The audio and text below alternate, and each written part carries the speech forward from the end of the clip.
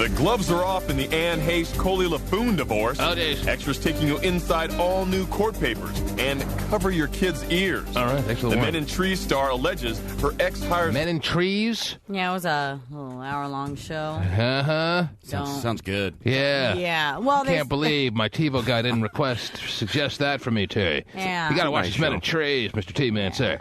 What That's channel what my was TiVo man calls me, by the way. Really, Mr. Yeah. T-Man? On the American Broadcasting Company. Is that right? ABC had this show called Men... I never even heard of it. Did it get canceled? No, it's they didn't have it on during sweeps, but it is back next year. And that's what Anne Hayes is married to? No. That's Shouldn't where... she be married to a woman? No. Isn't Remember, she left lesbian? Ellen Oh, for that's the boom right. grip. I can't Coley follow. She went to LaFoon rehab or whatever. for gayness. She's now Yeah, straight. she went to gay rehab, and now she likes guys, but Right. it didn't had work. had a baby or something. But her marriage is not working out, and now she's divorcing men with trees. No. She's getting divorced from her husband because she found her new boyfriend on her new show. Yeah. The guy Uh-huh. she's dating on the show. So is this her isn't even her boyfriend. husband.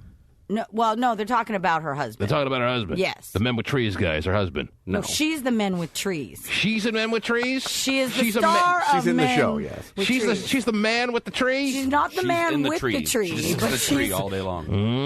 Good show. Tell ya, I got to start watching this one. Extras taking you inside all new court papers. Yeah. And cover your kids' ears. So she's got a new boyfriend, and whom she met on the show Men with Trees. and she's leaving her husband, who's in the Hollywood world, or not? He's the boom grip guy that she Oh, met on her man. last movie when Hey, she was with Ellen. How you expected to make it last with a boom grip guy? Or whatever he was. He was some kind of... First major fight you have. You're a boom grip guy. He gets all Something like pissed off that you say that, and then it's all war like that. Right. He says, well, you're a lesbian. So how about that? You're not even the key grip. I bet your last girlfriend was. My gosh, it's just a nightmare Yeah, for it's- Anne Hayes, isn't it, Terry? Right about now. All right. Extras taking you inside all new court papers. Nice of you. And cover your kids' ears. You know I will. The Men in Trees star alleges her ex hires babysitters so he can, quote, view pornography online. Oh. And Anne accuses... What's wrong with that? I mean, would Apparently- you rather the kids be running around without supervision while you're looking at your porn, Terry? Sounds responsible to me. The ears are Yeah, covered. that's- Big deal. That sounds extra responsible. Right. That he is making sure the kids are being supervised while he's looking at his porn. Would you rather have the kids running by going, Daddy, whose big booby is that? Would you rather them do that? He's hiring a babysitter. Sounds pretty responsible to me. Yeah. Well, You know how many times I just pray my kids are okay while I'm looking at porn online? I think she's kind of implying that he's just a little pervert watching porn all day and not And? paying attention to his children. Oh, so what you're saying is, if I may paraphrase, he's a man! Yeah. Wow, let me tell you. I hope she gets everything for the discovery that she was married to a man who likes to look at porn online. Well, what? I think, too, that he's made some, like, brutal accusations, like she's, like, mentally unstable and she's, like, a crazy cuckoo chickie. Well, she did show up on a stranger's door, didn't she, at one point? Yeah, when she was did. dating in it. So Yeah. there's something to that. Every woman at some point in her life will show up on somebody's doorstep acting like a fool. Yeah. So he's a man and she's a woman. Exactly. And that's why she's getting divorced. That's all we've learned so far Right. from all the exotic things they're pointing out here. All it can be broken down to very simply is he's a man, she's a woman. Right. Every woman at some point in her life will get ultra pathetic and be on the doorstep of hopefully someone she knows, Terry. No, and, it was a stranger's door. and acting, but I'm just talking about every woman. I'm not talking about Anne Heche right now. Okay. Acting like an outright fool. Now, Anne Heche, Anne Heche walked. Is it a Heche? I don't even care. Whatever. She wound up on some stranger's doorstep, all like, drugged out, or what? Yeah, all like disoriented, and Oh, I think she was even like wasn't wearing a lot of clothing Yeah. either. I think Ooh, she was like yeah. half naked. Half naked, Yeah. halfway there. Now, what was she on? Anything pretty big time or what? I think she claimed Must she just have had been. mental disorder as opposed to being high. Yeah, being high would make more sense. You're just wacko. Yeah. The Men in Trees star alleges her ex hires babysitters so he can, quote, view pornography online. And Anne accuses him of going to strip clubs all day. Yeah! What do you expect when you're married to a lesbian? Hey. What do you expect to have to do when you're married? The realization hits you, you're married to a lesbian, Terry. Hit the strip bars! I don't know. Gay sell through the day! I'm not following this. Even I'm not sure who's accusing who of what. I just know somebody's going to strip bars and somebody's hiring a babysitter so they can look at porn. Same All sounds guy. good to me. Well, that's what she's saying. But she's accusing him of both. I think if I'm following this, the ex-husband is accusing the new boyfriend of doing this, right? No. She's accusing the ex-husband of this. Of all of it. Yes. Yes. I got it. All right. Well, like I really care. Anyway, I just know somebody's looking at porn and hiring a babysitter, and that sounds like a real responsible thing to do. Hey, can you get here soon? Because I really need to start surfing. Surfing some really nasty porn sites. So get your little babysitter ass over here right now to watch my kids. Because I'm going to be out of commission for about the next 4 hours. That sounds like a real on-top-of-it father, Terry. Yeah. You know how many fathers right now, all over the world, are checking out porn and don't know where the hell their kids are? Well, yeah, I'm sure. I'm sure they're somewhere in the house. Yeah, I'm sure. If he's stuck in the hamper again, I'll get him out in a few minutes. I can't leave the screen right now. I just heard a story about that, about a 2-year-old that got stuck in the hamper and it was in there for about 20 minutes before the parents realized what the hell was going on. You call it a hamper where you put the dirty clothes? Yeah. Okay. Yeah. She looked at me like, okay. No. That's where the kid was. Yeah. Climbed into the hamper. Wow. Was stuck in there. Is there any other name for the hamper, or is it it's just called the called the hamper? hamper. The hamper. The hamper. Stuck in the hamper. Should be another name for I it. just call it the basket. I don't know. Well, there's a hamper is basket what it's and there's a Basket hamper. and a hamper are two different things. I mean, the basket's what you use Yeah. as the transitional means of transportation for your clothes, Dirty clothes. from the hamper to the laundry. Really? You have two? Yeah. You just throw it right in the basket, and then when the basket's full, you bring it down? Well, we keep it in the laundry room. You just throw it in the basket in the What, laundry like a room. chute? And you just walk up and drop it in. Wow. Every time you're getting undressed, you do all your undressing in the laundry room? Yeah, right by there in the bathroom. Just Oh. pick it up and walk it over. Well, you must have your laundry room conveniently located in the house there. It is in the house, yes. Our laundry room is in the house. Must be on the same floor as your It is, yes, upstairs, yes. big walk-in closet. Oh, yeah. Mhm. Some people have a chute, so That'd they be don't great. need a I hamper. used to have a chute. Steven used to have a It was chute. great. My relatives had a shoot. Now he says, shoot, don't have a chute. Gotta have a hamper. We didn't have a hamper when we had a chute, that's for sure. You don't need a hamper if you got a chute. You get the chute, so you don't need the hamper. I got a double hamper right now. Bonus hamper. Whoa! So when you get out of the shower, where do you put your dirty clothes? In the hamper? or In the hamper. Then when the hamper gets full, you put it in the basket. You walk the basket down to the laundry machine. Cut the middleman out and walk it right to the basket in the laundry room. Well, I don't like to have to, every time I get changed, to go down to the laundry room. Or you could keep the basket where the hamper is, I guess, would be. That's traditionally what can be done. And then like a lot of work. you leave the basket down there while you're doing the laundry, so it's there when you're bringing the laundry back up. See, I cut out the basket. I just carry the hamper downstairs. Why do I feel Oh, like I'm... do you? Yeah. My mom is giving me a lecture. I'm about to go to college. I know. That seems weird. Here's some quarters. All right. There it is. there I'm you glad go. we could get that straight. All right, I'm ready to now, go. how did this whole conversation start? Oh, yeah. Because 2-year-old got stuck in the hamper. Yeah. One with a lid? One with a lid. That's what hampers are. If they're Well, mine not- doesn't have a lid. Really? Yours probably had a lid, but it long since fell off, and you forgot it had a lid. And you're not interested in buying a new one. Actually, you're right. If it doesn't have a lid, It did have a lid. if it doesn't have You're a right. lid, I mean, You're it's right. going to smell pretty bad. Right.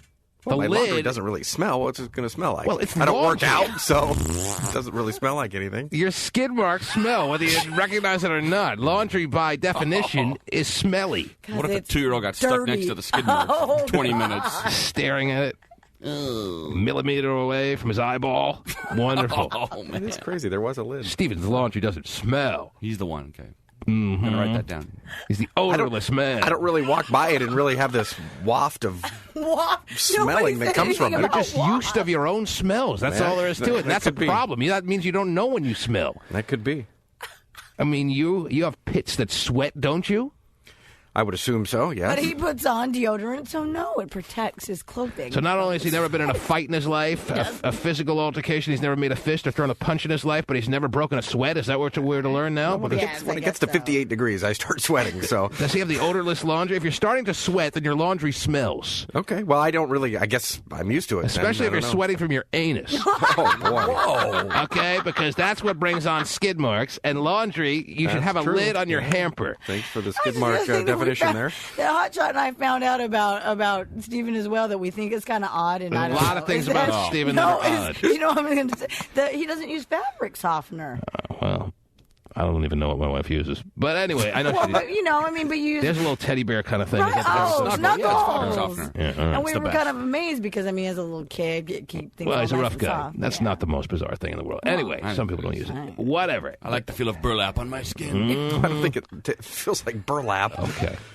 Fabric softener is one of those things that not necessary. Okay. Okay. Thank you. Steven says it's a waste of money. That's his prerogative. Jimmy. Little Jimmy-ish, but that's all right.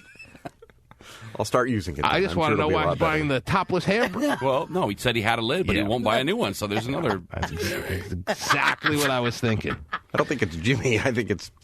There's really no reason. There's no reason to have a hamper if it doesn't have a lid. Well, I took the lid off, and then it kind of got lost in the shuffle, I guess. I don't know. And I guess I don't feel that I need one. But if I need a lid on it, then I'll get a new one. He likes to pile it so high and do laundry so infrequently that the lid was getting in the way. Well, you just keep having to take it off. It wasn't connected to the thing. Mm-hmm. All right, let's discuss this for the next 4 hours. Anyway. But I could see I get stuck in one. All right, please. Kid crawled into it, couldn't get out. Right. 20 minutes in the hamper. Right. But Parents were looking for him. Finally found him in the hamper. Right. Wedged in there. Going, ew. View pornography online. Yeah. And Ann accuses him of going to strip clubs all day. And also fires... All day. Man, your daytime strip club action is... All day? It's Wouldn't pretty it be kind of old? I can see No. going for a couple of hours, but every single day, all day. You get addicted. Just like you get addicted to alcohol, just like you get addicted. It's an addiction, Terry. You can get addicted to strip clubs, just like you can get addicted to something as simple as going tanning and... That makes more sense to me, like that kind of stuff. But I guess, I don't know. Well, start going to strip clubs every day. Maybe it'll start making more sense to you. Yeah, I've had tanorexia for years. And Ann accuses him of going to strip clubs all day. Ann also fires back at Coley's accusations that she lets 5-year-old son Homer sleep with her and co-star boyfriend James Tepper. Ann insists that's not true, claiming Homer has his own bed. And if he's not sleeping there, we drop him off at Michael Jackson's house. So everything's fine. Yeah. Coley and Homer. What kind of people are these? She should go to court for naming her kid Homer. Thanks, Mom. Exactly. Kid should be taken away. She should lose all parental rights because she named her kid Homer. Yeah. Homer. Homer. That's it. Mm-hmm. Well, Hollywood. What can you say? We Terry's got a kid named Apple, too, out there, right? Terry's got the little teal tank top on today. I've layered my clothing today. Showing off the arms. 2 tank tops. She's got the Double tank. That's not, it wasn't bought that way. Sometimes it gives the impression of something being layered, just Right. No, even though it's just one shirt. Separate tank top. Wow. She double tank topped it today. I did. Nice. So that she doesn't have to put the first one in the hamper. Right back on a hanger. Mm-hmm. Perfect. She needs 2 tanks to keep those bosoms in. Whoa. Okay.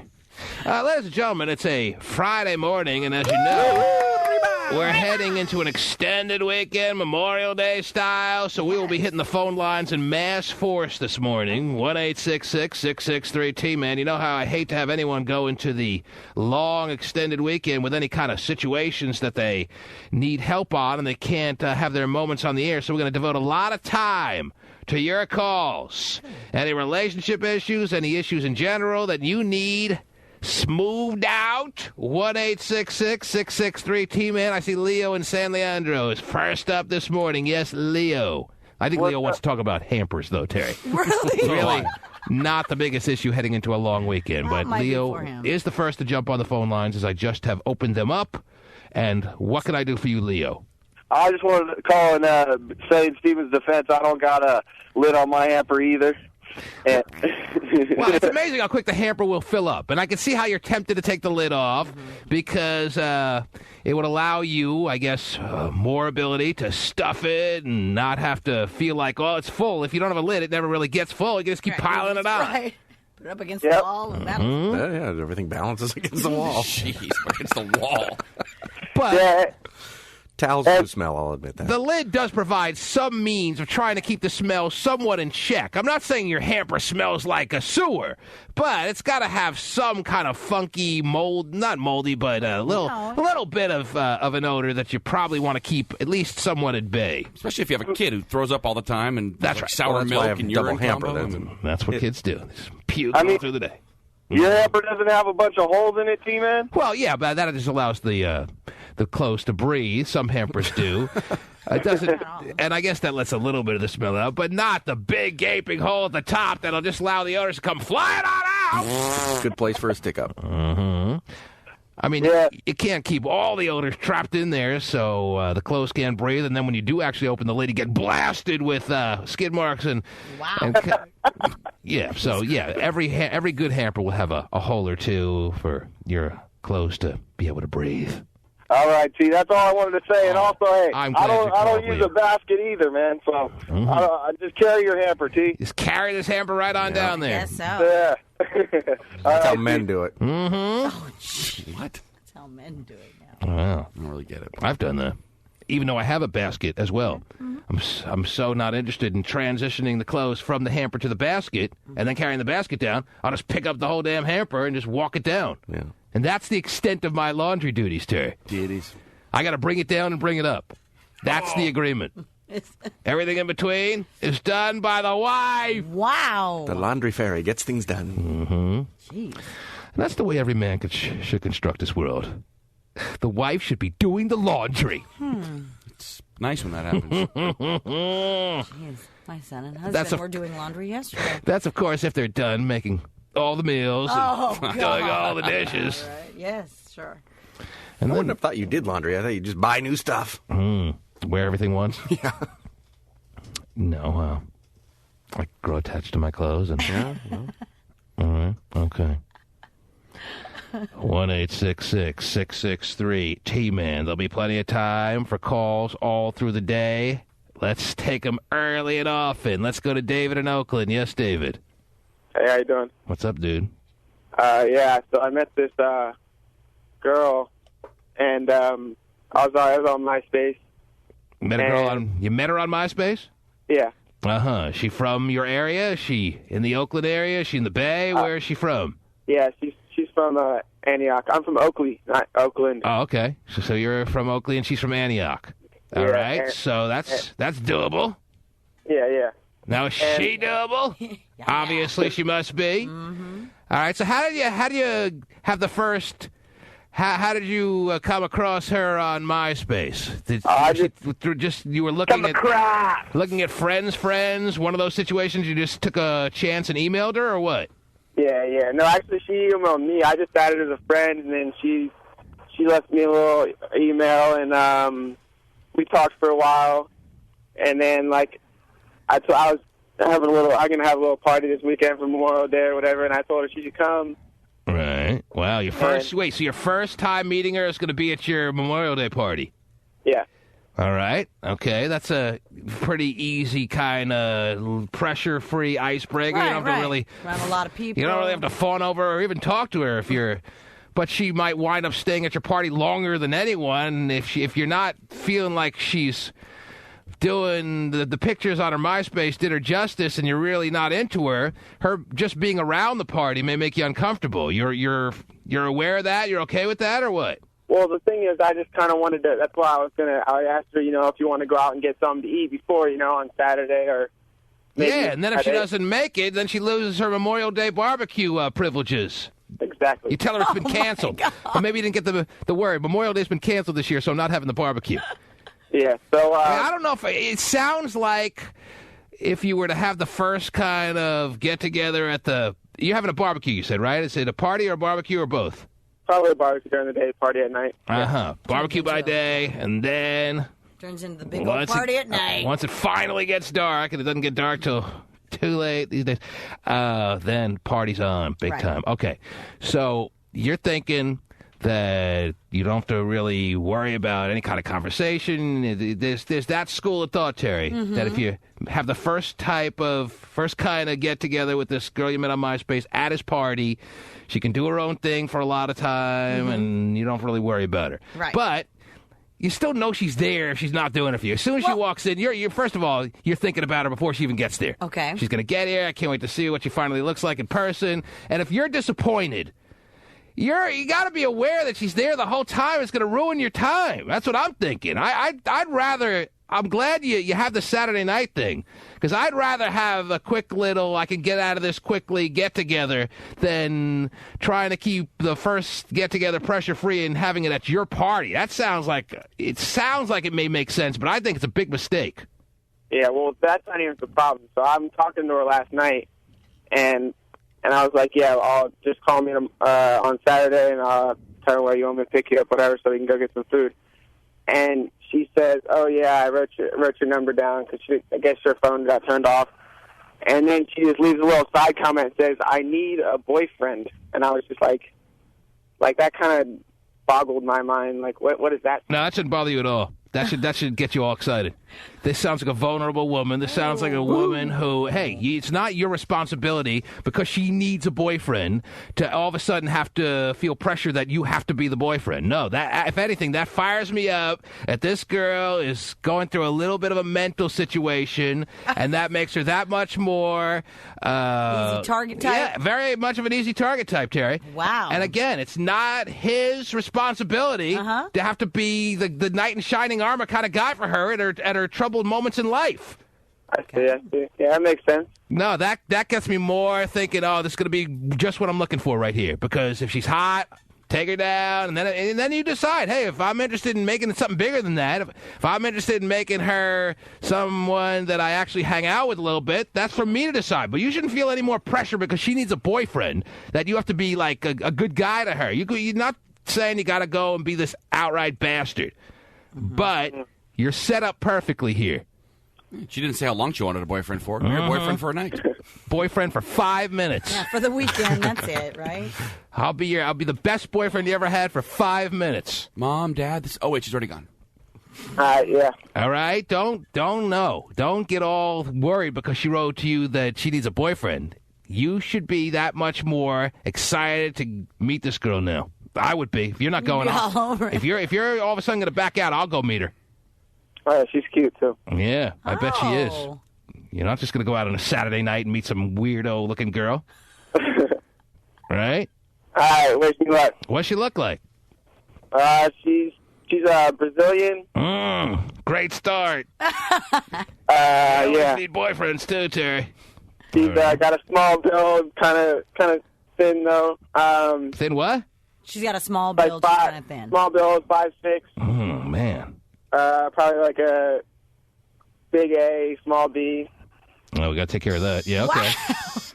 Wow. All right, that could be worked over. That's how old is she?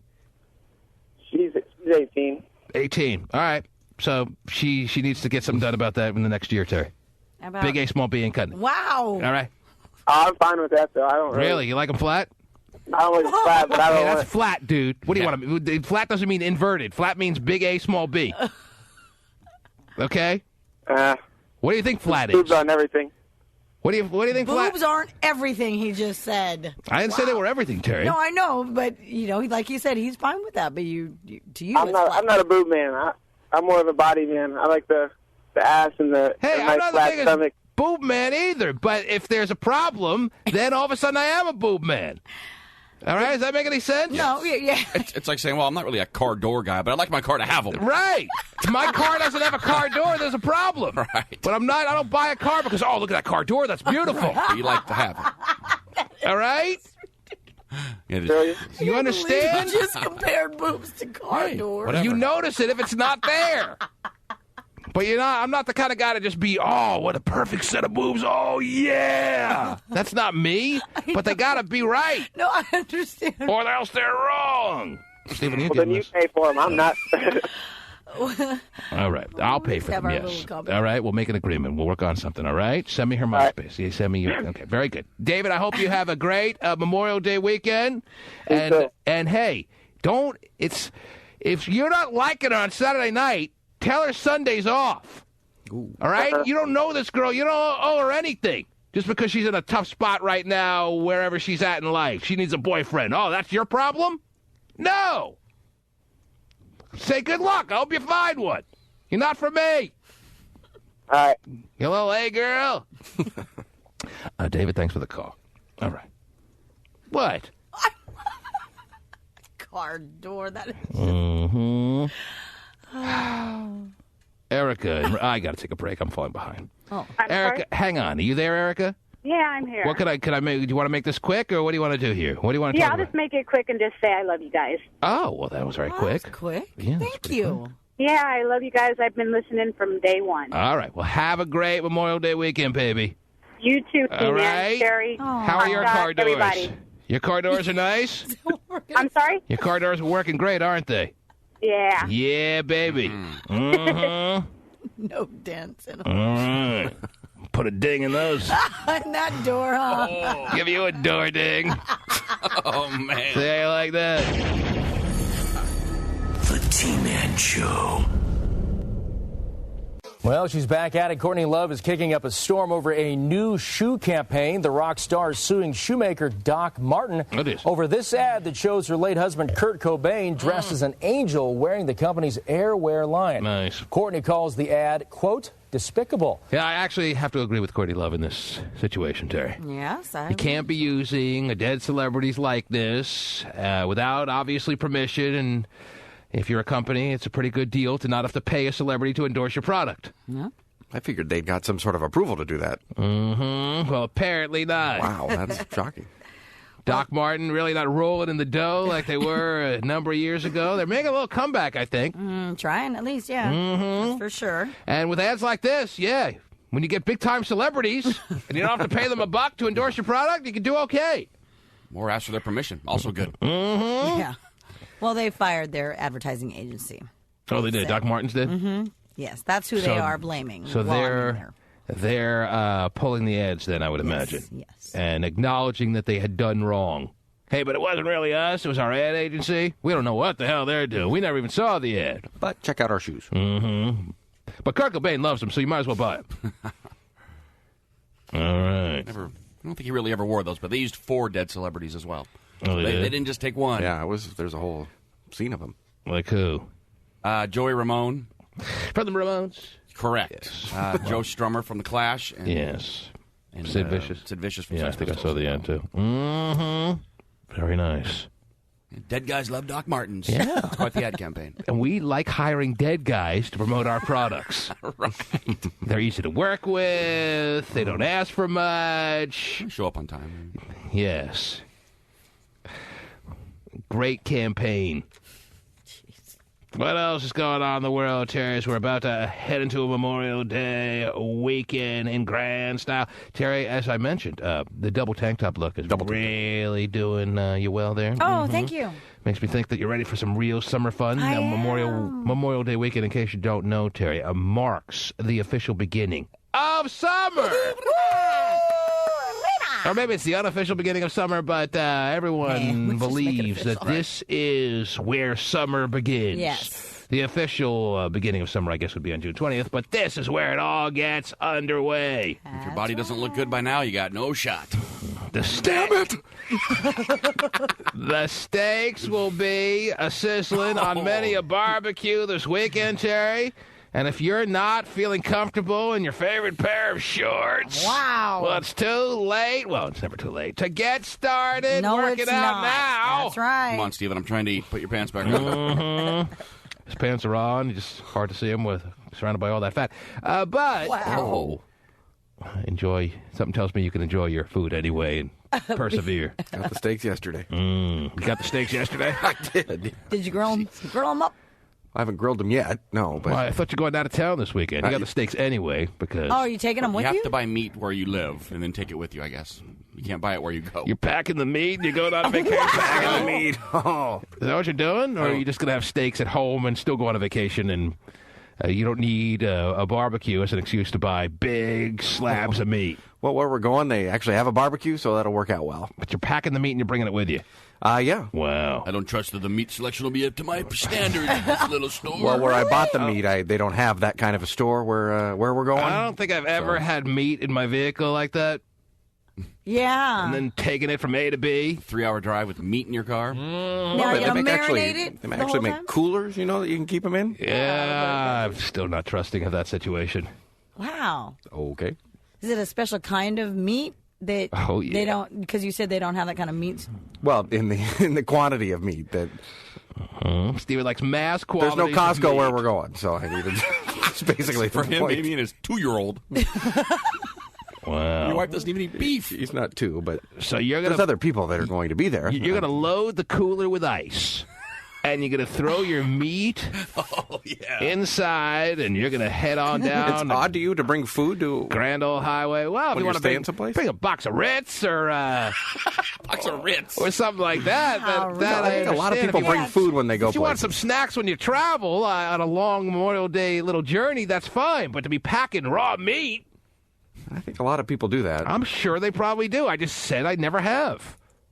You don't really Or go. You just do buy you? it. Buy it when you get there. I don't like But long drives. But it doesn't. He I like to said, fly. Yeah. If I'm going somewhere long, I don't like a drive over an hour.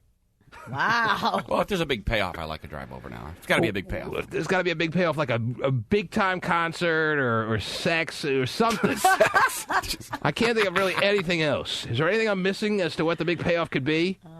No. No. Or a really cool amusement park. Or maybe like the killer roller coaster, something like that. It's got to be something huge. And then, even then, an hour is fine. I'll go an hour. Okay. But come on. What else? What's your big payoff? A bar? You can't have a barbecue at home? Well, I think it's fun to go out of town for a weekend. And how long's the drive? I'll tell you how much fun it's going to be. Well, I think we have different ideas of what fun is. Well, 'cause, how long is your drive with the raw meat in the back seat? what is it, 3 hours? 3 hours. Are you asking us? That's pushing it, man. It is? I thought it was a little bit longer than that. That's not that. Where we live, it's close. Oh, that's right. Right. That's pushing We're about it, an man. hour earlier than you. And you're spending 2 nights there? I'm spending 3 nights. 3 nights! Whoa. Big baller! Can't afford cabins. Well, 3-night minimum on Memorial Day weekend. So you camping or are you staying in a hotel or what? No, it's a condo. Oh. It's your family's condo? I wouldn't camp, T-Man. I go condo only. Is it your family's much of a condo camper, no. or friends of the family or what? No. Whose condo? I don't know. Somebody who rents it out over Memorial Day weekend. Oh, so you like bought it on Craigslist? I didn't on Craigslist, no, but Nothing like a Craigslist bought Memorial Day condo, Terry. Is it a timeshare? I don't know. I don't think so. Wow. I went to the place that, it's a big place. They own it and said, hey, give me a place. And so they said, here you go. Pay us and you can stay here. Why does it sound very peculiar? Well, it's just like going to a hotel. I don't know why it's peculiar to you. Not really. Really? It's not? Well, I mean, you said it's a condo. How did you get a hold of this particular condo? I'm really interested, even though no one else is anymore at this point. Hey, if you want to stay at the Marriott, you go to the website or whatever. Yeah, why wouldn't you stay at a hotel? Why did you have to get this particular condo? Well, it's not a particular condo that you're looking for, but where we're going, it's kind of all condos There's and no stuff. hotels where you're going. Well, no, there are hotels, sure, but you can't. Hotels. But they don't have like kitchens and stuff like that to where you can. Courtyard by Marriott. Must be able to prepare my own food at all times, T-Man. Jeez. I mean, you've done the same thing too, Scott. I don't know why it's crazy to Very you. weird Pack up a guy. cooler of meat and travel across the state. Just buy it when I get there. Okay, Yeah, well, but it's not that odd to do this. And I you mean, realize most there- people do it this way. There are hotels that have kitchens. There are hotels that have kitchens, but Right. we are staying at a condominium complex with, there's tennis courts. How there's did you find this racquetball, there's- condo? I've been to this place before, and so I And you have it just for this weekend. do, yes. And you had to make sure you secured it long ago in advance to have it for Memorial Day weekend. Because they sell out very How quickly. long yeah. ago did you make sure that this condo was yours for Memorial Day 2007? 89. Yeah, it might have been January or February. Oh, okay, so just a few months. Yeah. All right. And it's going to pretty much run you the cost of a typical nice hotel, or less or more? Well, I think we probably have different definitions of what it's going to, if it's going to be expensive or not. I think it's. Jeez. I said the cost of a nice hotel, 3, 4, 5-star hotel. Is it going to cost you the same amount it would to stay at, let's say, a Hyatt or something like that, or Hilton or something Well, like there's that? none of those hotels here, but yeah, it's about the same price. Fascinating. Bring your own meat, dang Right. it. They're going to be excited when you roll into the condominium complex with your raw meat smells Smell. protruding through your car. Okay. I, they have really don't think it's that odd. I'm here with my meat. Where do I park? No, there's grocery stores there. There's two Arrived grocery with the stores. meat. But they don't. But you don't. They don't sell them in large quantities. Like, You going to share your meat, or is it Yeah. just for you and your wife? Well, no, there's a couple of different families that are going to be there, and there's going to be a big barbecue and all that kind are of they stuff. bringing so their meat too? We're actually providing it for everybody. Wow. Anyone that works here going with you? Oh, yeah, the whole crew, everybody. Well, I'm wondering. No. Is it a yes or a no? Well, my wife is going. She works here, fine, but I know that. But aside from her, no. Okay, it's couples. It's not couples. No, it's like family, and then families. It's whatever. Friends of family and all that not invited. Why do you sound so uncomfortable talking about it? I'm not uncomfortable. I don't think it's weird though to bring your own food to a Still stuck on that? weekend thing. You're very normal. All right, everyone this weekend is going to pack up their meat and head down the highway for 3.5 hours. Not everyone, no, but some people do it. What kind of meat did you buy there? I got some tri-tip. Mm-hmm. Wife appreciates the tri-tip, does she? She doesn't eat I got beef, her though. some chicken, though. Uh-huh. So even though your wife is totally against the concept of eating meat, it doesn't stop you. It doesn't, no. Mm-hmm. She's the one who gave me the list and said, go buy all this. She gave it. Go. I can't stay away from the tube steak. I'm going to have it. Okay.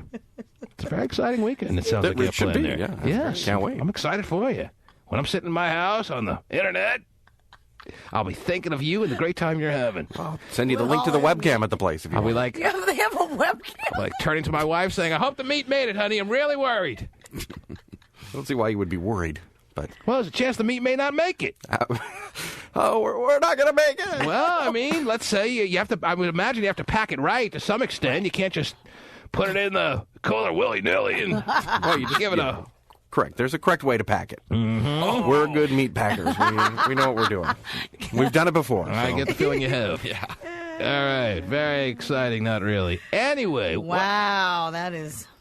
A big waste of time? Yes. Mm-hmm. That's interesting about packing meat on vacation. Right. Go to Disneyland. Get the hot dogs. Well, I understand. I don't think we're going to Disneyland. I think that'd be a just different situation, don't you? I would much prefer to wherever I go to take my chances on their meat there than Well, driving but his big thing, too, was across country. quantity. Because he's providing meat. Well, I'm for sure other I'm He's sure they have very big worried packages they're of not it. going to I have don't know. enough meat for him. Yeah, that's exactly right.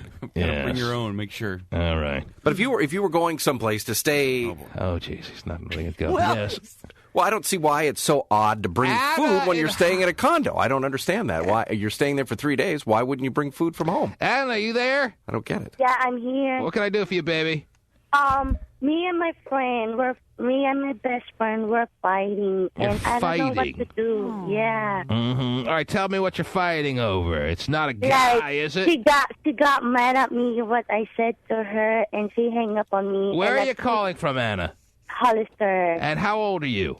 24, turning 25 And on you- May 30. And you have this best friend that you like are partners in crime with. She's your wing woman. You do. She's a female. I understand, but you do everything with her. She's your wing woman. You go out to clubs. You do everything that is she. Do you have other close friends, or is she pretty much Like, we're close friends. We're best friends. best friends? And But last night, I've been, calling her, and she doesn't answer the phone. I'm just- Even, text. my question is, I'm wondering if she's the kind of person you do like everything with, or because you're in a fight with her, there are other people that you hang out with that it's not going to be the hugest crush on your day-to-day activities that you don't have this person to hang out with. Yeah, it's like that. You do everything with her. Yeah. Wow. See, some people have that kind of person, Terry, where they do I don't know everything what, with. I don't know. You go I eat don't with know. them. You go out with them when you go to clubs and bars. Right. And there's She really... doesn't like clubs. She just want to hang out. I always hang out with her. I always go to her house. We're just like best friends for 3 months already. Oh, for and 3 months they've been best friends, Terry. I didn't realize that it goes Yeah. this much history involved in their best friend situation. Wow, how did you guys meet? How the hell do you call each other best friends if you've known each other 3 months? I accidentally text her, and we're like, oh, okay, I want to have friends. And You she said, yeah, I could be your friend. Oops, you stumbled on this number. Now, is this a lesbian situation or what? No, this is a lesbian Because situation. what It's else just about like it would best make friend. sense, Terry? You don't call her best friend anymore. A best friend is someone you know from second grade minimum, all right? You haven't. Right. You didn't go to school with her all through the years. Yeah, we go to same school. Yeah, right now you do, but you. No, we graduate already. Did I not hear her say that they've been best friends for 3 months? That's what I thought. That's what I thought. How long have you known this girl, Anna? for 3 months. For I've 3? been like talking to her on the phone. Okay. Like, All right, listen. Let's go way back and start from This is a very lonely woman out there, Terry. And we have a lot of lonely people out there listening to the program, and they have to be treated very carefully. Right. Now, listen to me very carefully. He's like, I said listen to me very carefully. She's I'm her best about to friend. give you a new T-Man rule. Oh, hold on. I gotta No write one it on this down. planet is allowed to call another individual a best friend if they're the same sex and they're not homosexuals, unless they've known each other a minimum of 11 years. Oh, 11. 11, huh? You've known her a little bit shorter than 11 years, it sounds like, Anna. yeah, we've been like knowing each other for 3 months already. I heard you say that. But they're best friends. They're not best friends, Terry. Okay? We're like a friendship. Yes, best you have a friends. friendship. Okay. If you say best friends again, I'm going to start screaming. And I think I already have started. Listen, you like each other, you've kind of clicked, you're friends. Okay? Yeah. But best friends and friends are two completely different things. Yeah, they're in the same kind of family, but they're so distant. To call someone a best friend is so significant that by you calling this girl a best friend is absurd. Do you understand me, Anna? You've only known her 3 months. Now, you like her, you like hanging out with her, and you've become friends over 3 months. And that doesn't mean you want to get in any fights with her. You don't. But don't call her best friend again. Are we clear on this? Yes, sir. Okay, yes. But You can call her a good friend. Why do I have a feeling? Close friend. Why do I have a feeling she's going to call her best friend in the next 2 minutes? I need your opinion and advice. How Yes. can I get And her back? I will absolutely give it to you, and I will, by the end of this call, hopefully have your little argument patched up between you and your new friend.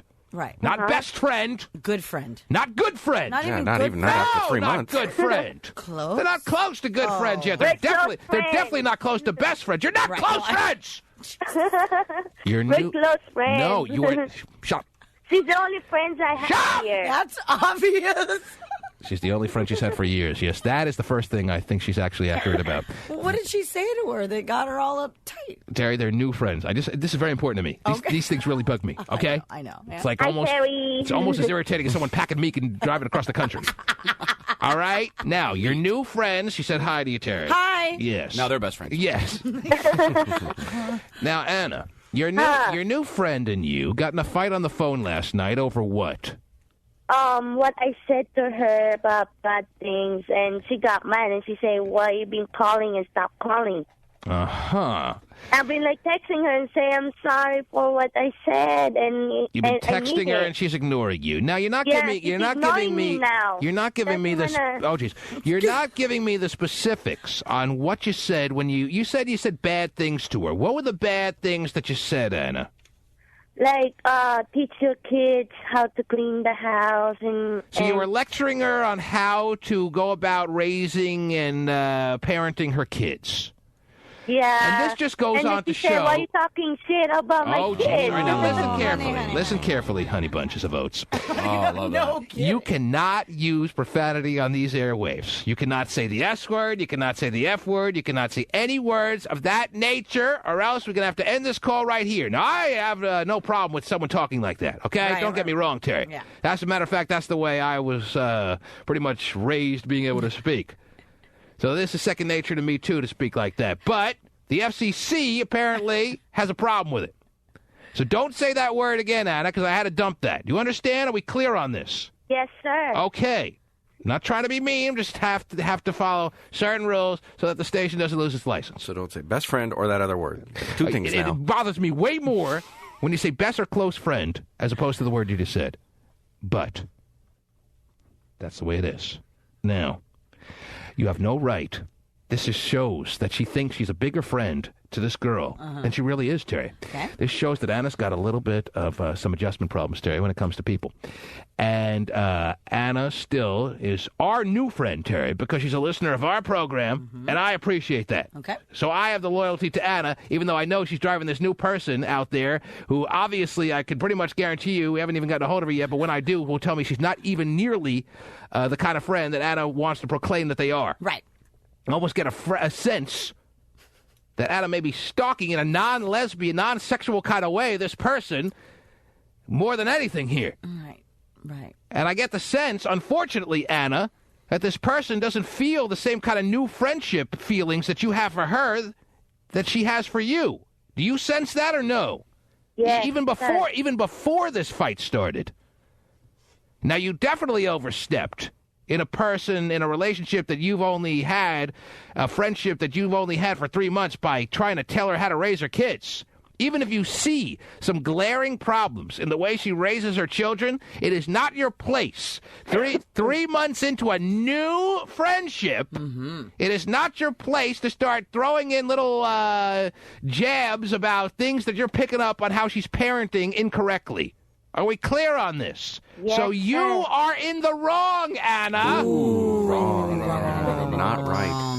But how can I get her back? You like, can't unless you're willing to apologize to this new friend for overstepping your bounds and what's appropriate in the new friendship right from the get-go in your next conversation with her. Is that something you're okay with doing? But I've been doing that, and she won't take it. Yeah, she won't accept it. She's been doing that. Yeah, she says I've been apologizing, and she every 10 minutes. That it may be more of what I thought in the first place, Terry. I've been calling her, and she doesn't answer the phone. It may be more of what I thought in the first place, that it has nothing really to do with this fight. Right. It's a fact that this person who Anna is new friends with is kind of uncomfortable around Anna altogether. Right.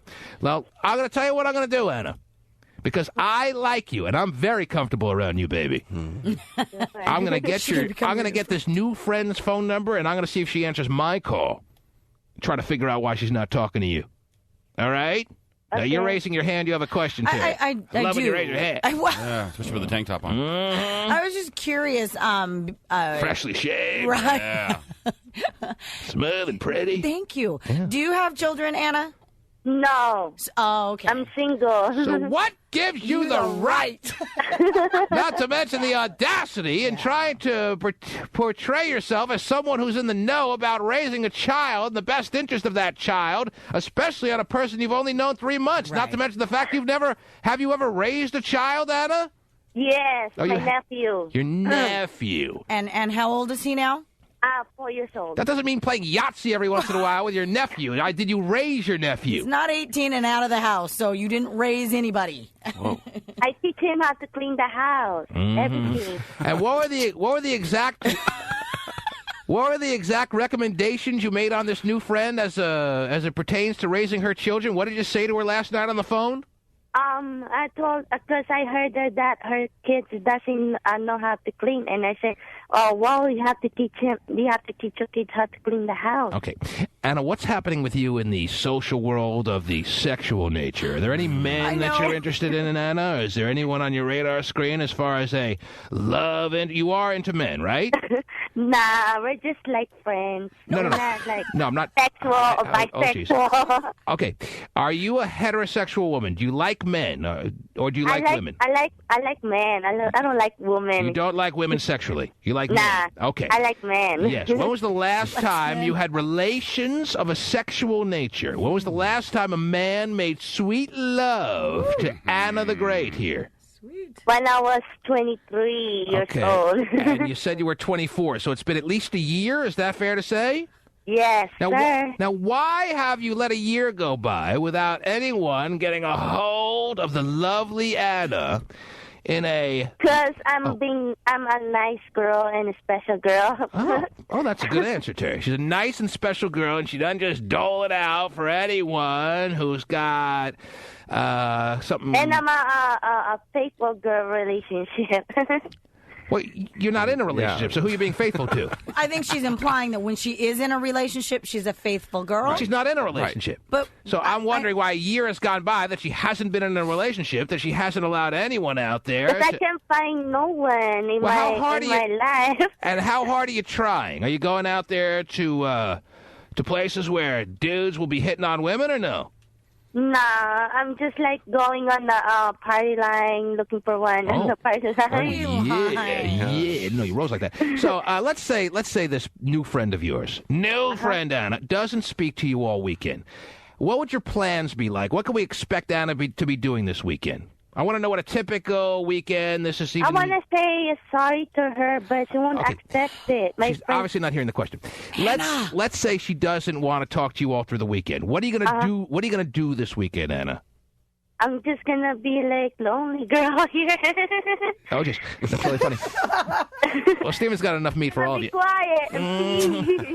So you're just gonna come on over. So what you're saying is you're just gonna stay home. You're not gonna go out really at all. It's gonna be a long 3-day weekend that you're actually hoping ends as quick as possible. Is that fair to say, or what? Yeah, I'm just gonna stay home and be like stay home with, by myself. You know what I'm saying?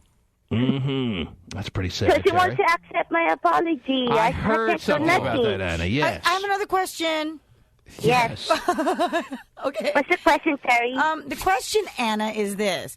Prior to meeting your new friend, what did you used to do on the weekends? Did you have any type of social life? 4 months ago, Anna, what were you doing on a typical weekend? I just kicked it with her at her house. No. You said you met her 3 months ago. 4 months ago, 5 months ago, when you didn't know this new friend, what were you doing with your life on your free time, weekend situations?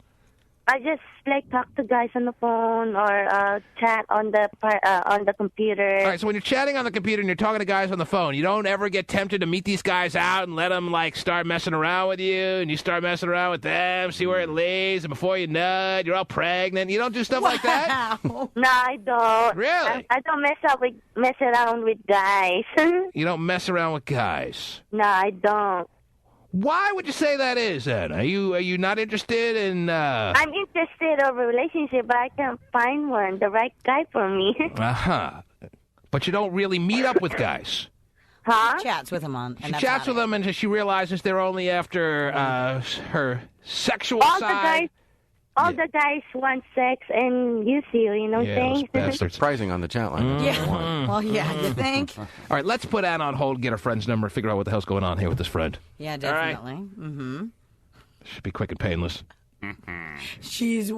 The number you have reached has been changed. Right. The new number is not listed. Right. Should be quick and painless, Terry. Man. Pasty ought to have a good time trying to talk to her. Nothing scarier than the sexless obsession, Terry. If it's a sex-oriented obsession, it makes more sense. You see what I'm saying? Right, I do. But when it's a sexless obsession, like I'm almost sensing that Anna has for this new friend, that she calls a best friend. Right, it's just the fact that it's a friend. That's really scary. Yeah. Why is she so into me? She's not into girls. She's not into... I'm wondering if this is what is in the mind of the new friend. Right. Why is she so obsessed with me? Right. She just doesn't latched want on to me. sex or me. Yeah. It's really scary. Right. Somebody paying attention. Yeah. What? Anna doesn't want to give the number up now? Pasty's saying Anna does not want to give the number up. Does not want us to call her. We just spent the last 20 minutes telling her that we're her only means of salvaging her weekend if she wants to have any chance of communicating with this best friend. I'm the only guy who can kind of smell it out, Terry. Yeah, I know. And explain from some kind of position of it having to not sound insane. I'm Anna's only hope, and she now doesn't want to give her friend's number to us. Wow. Then what are you calling us for, Anna? Yeah, what are you going to do this weekend, Anna? Sit in your house, chat? I got to take a break anyway. Let me talk to Anna. Please do. Off the air. Yeah. Did she just waste 20 minutes of my time, Terry? Yeah, but it's her best friend. Nothing makes sense anymore. The T-Man Show. I really don't want to rehash yesterday. But Rosie's arch enemy, Donald Trump, is fighting mad. He's slamming Elizabeth for dragging him into this. It's much easier to fight someone like Donald Trump, isn't it? On that, she's right, I must say. But, you know, Elizabeth is not a very smart person. She's one of the dumber people on television. Is Trump actually on Rosie's side? Was that pretty much exactly what I said yesterday morning, Terry? Yes, or what? it is, pretty much.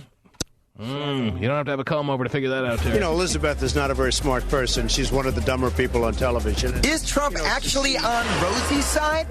Sort of. On this one, I think Rosie should win, but Rosie's not much herself. Okay. Wow. He just doesn't He loves it. Yeah. his show was canceled as far as on NBC, Terry. The Apprentice was one of, if not the biggest show on NBC about 3-4 years ago. But it tailed off real quick. Mm-hmm. So now just maybe having his name out there in any capacity is giving him a little jolt. All right. Kind of like the little jolt when Steven unpacks the cooler when he reaches his destination and throws the tri-tip on the grill. Give me the meat. Yes. Oh, by the way, Anna hung up the phone, Terry. She's complete basket case. And really?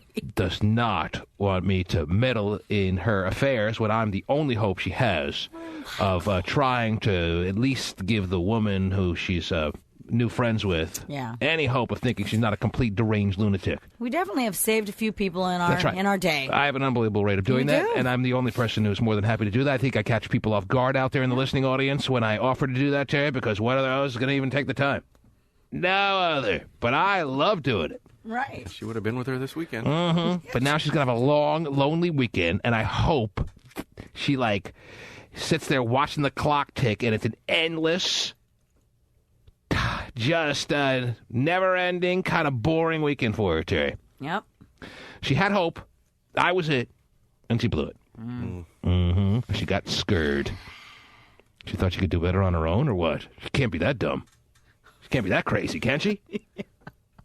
It could be. She's got to know that anyone, forget even just myself, anyone who could step in and be a third party to try to be on her side is going to be an assistance to it, right? All right. She's really gone. I know. I love having listeners that are that wacko. Love it. Isn't it cool or what? Oh, it's great. 1-866-663-T-Man. So I'm obviously going to enjoy a lot of phone calls today. Plus, even if I wasn't enjoying it, I'd take them anyway, Terry, because it is the very beginnings of a 3-day extended weekend, Memorial Day style.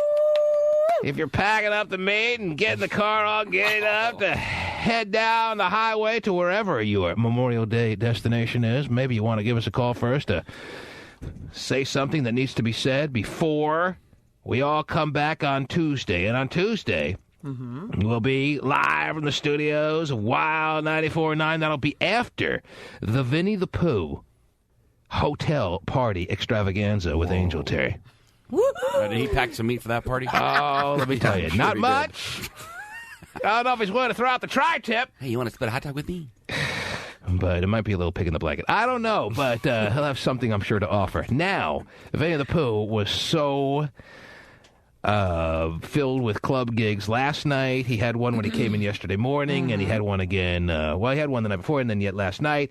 So yesterday afternoon, he asked me if he could have the morning off because he's so burning the candle at both ends. I said, absolutely, especially since you were tortured and terrorized yesterday morning. It's the least I can do for you. Right. Mm-hmm.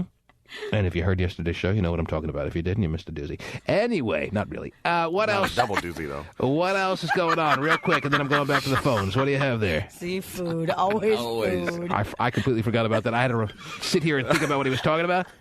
He will never forget the talk about the double doozy. He remembered your favorite cookie. Mm-hmm. You don't even know. You remember my favorite cookie when I used to work in the mall. Right. And how I used to watch the clock waiting for a break from my job in the mall so I can go buy a double doozy.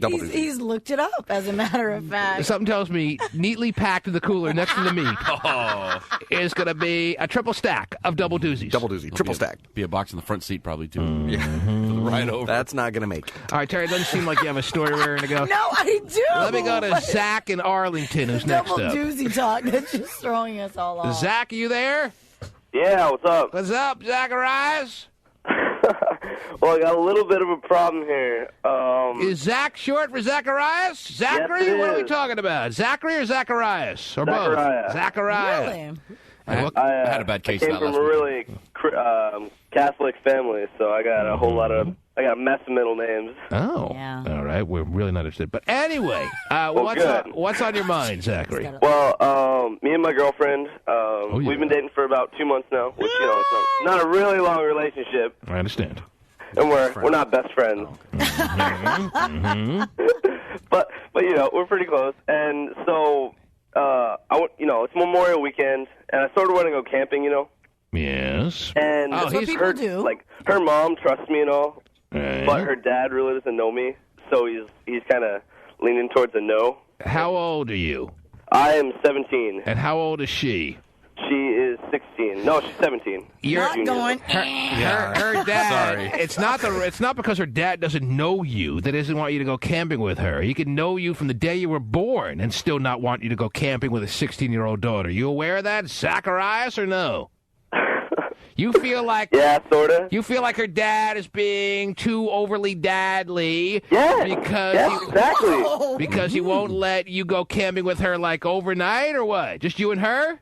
Yeah, for real. You want to take her overnight to the woods with the bugs and Zachary, and you want her dad to stop being such a douche and let her go with you? Yes, please. Okay, if you're selling it to her dad right now, if her dad's listening and you're selling what would transpire on this overnight to the wilderness where boyfriend and girlfriend will get together, how would you portray it going? What would you say to him that he should expect as far as any visualizations he'd have for what his daughter would be doing over the one-night or two-night weekend you'd be spending? Probably one night. One night. Okay, explain to him, like we're him. Explain to him what you have in mind. Well, I'd say, hey, Mr. No, don't say what. Don't say what you would say. Pretend we're him. You're standing in front of him right now. Okay. Sell it to us. Tell me what you have in mind, Zachary. So, I wanted to go we want to go camping, and I was just wondering if we could do that. We're going to go up into the mountains, and we're going to go. Oh wait, it's my daughter. It's your 16-year-old daughter, mind you. All right, go. I'm sorry. Please. Okay, start again. I got to get in the dad mode here. Yeah. Right. So Zachary, what do you plan to do with my daughter now? Let me hear about this. That's your dad voice? Mm-hmm. Hold on, let me get my pipe. Yeah, go ahead. The black socks and the Bermudas. So Zachary, what do you have in mind there with my daughter, my 16-year-old girl? What do you plan on doing here this Memorial Day weekend with her? What are your thoughts? Well, I was thinking we might go up into the mountains, do some camping, and Daughter. I just can't help it, Terry. Yeah, go ahead. Yeah. Do some stargazing. Stargazing. I'm serious. No, I'm serious. You're okay. I'm taking you seriously, Zachary. You don't see me laughing. Continue. And stop laughing, son. Go camping under the stars. Have some self-respect for your own intellectual properties here. Please, I'm asking you for an explanation, and I cannot get much confidence in you if you're going to be all giggling and giddy here. What do you plan with doing with my daughter?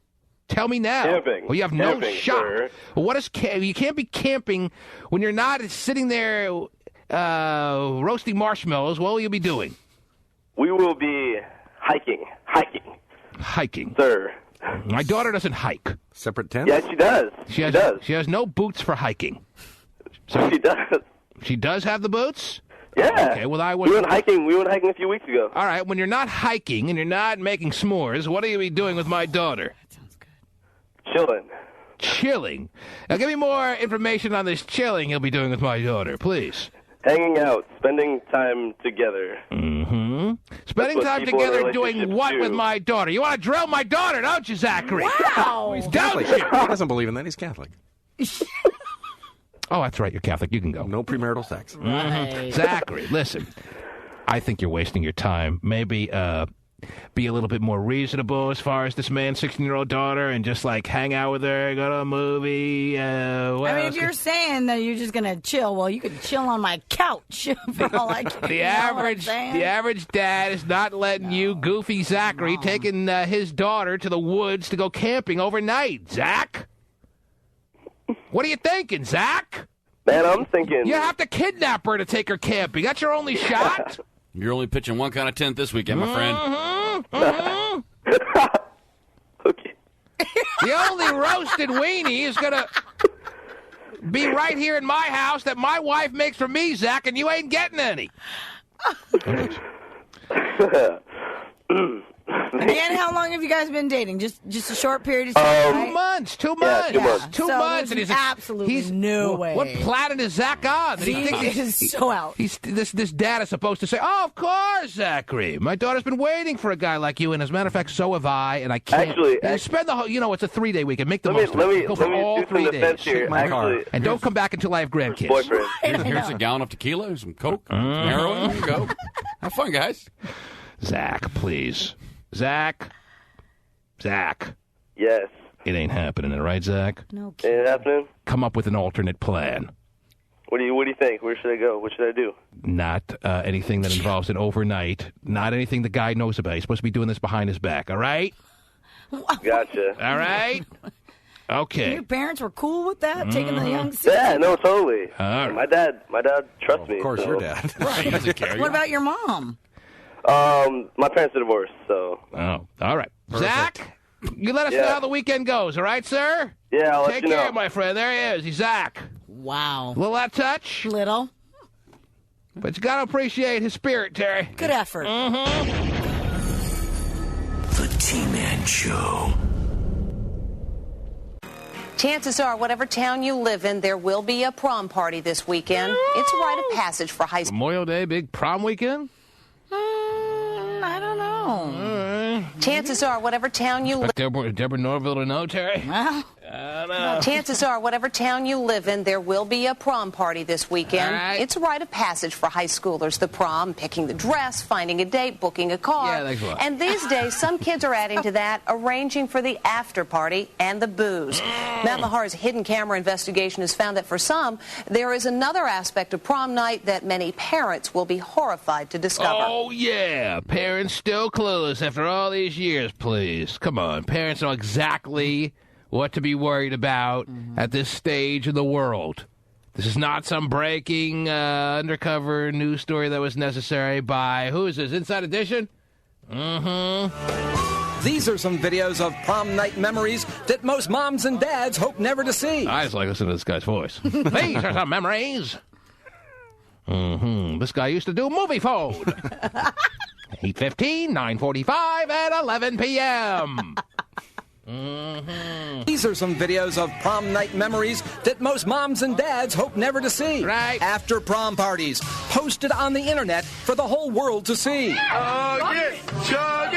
These parties. Oh, yeah. See, that's the major difference between prom parties of today and 5 years ago, Terry. Is it's going to wind up on YouTube. It's going to wind up on more racy sites that show much more graphic stuff. right, you get busted. So Much easier. So if anything, that would put girls on a better behavior, believe it or not. It's actually bad news for high schoolers that video is so accessible these days. If I'm a high school girl, Terry, then I could easily slip into the mindset of a high school girl right now. Okay, please do, yes. All right, here I am. Oh, my God. Can I see your boobs? I didn't have to be a high school girl for that. Okay. Terry, if I'm the high school girl of today, I am much more on guard. Well, not much more, but at least I'm thinking about it more, that I gotta at least not completely lose all of my bearings. And then some, because of exactly what we're all witnessing every day with David Hasselhoff looking like an idiot. This is on people's minds more than ever. You don't think people just don't care anymore? There's a large contingent of girls that won't care. But some, even if it's some, it's too much. Some girls are going to be more on guard because of all the video. I mean, take my wife. She came up to me, as I told you, weeks ago, Terry, and out of nowhere, all of a sudden got inspired to erase our sex tapes. Yep. Why? Because of all the video that is embarrassing people all over the world. Right. She doesn't want it to somehow get on the internet. That's the kind of mindset we don't need. Posted on the internet for the whole world to see. These parties are held after the official prom ends. Really? Typically no parents, no curfew, and no rules. No clothes. Oh, yeah. No condoms. Oh, I'm throwing one for sure now. Yeah, that's my prom after party this weekend. Yeah, and Terry. We'll put big signs up that say no cameras or recording devices, just like concerts. Yeah, exactly. That's all it has to be done. Yeah. Just have some ground rules. Except for our own. Nobody's allowed to bring a video camera except me. These parties are held after the official prom ends. Yeah. Typically no parents, no curfew, and no rules. A study conducted last year revealed that nearly 300 young people were killed in alcohol-related traffic accidents during prom season. So it's no wonder. Nice buzzkill little stat there. Thanks a lot. That police all over the country are stepping up their patrols this time of year. In Westchester County, New York. Stepping up their patrols this time of year. What are you laughing at, Stephen? That guy is funny. Yeah, he has a funny voice. It's all serious, too. Yeah. Doesn't he realize Very stern. his voice is a little bit weird? He doesn't want to curtail it a little bit? He's trying to be, the professional That's my reporter. gimmick, and I'm going with it kind of attitude? Mm-hmm. Police Captain John Hodges sets up roadblocks to check kids going to and coming from the prom. Wow. John Hodges? Yes, I said John Hodges. We had kids, some of them were so intoxicated that they had to be hospitalized with alcohol poisoning. And in Columbia, South Carolina, police check for evidence of teens drinking before they even enter the prom. Nice. They arrest... Enter the prom.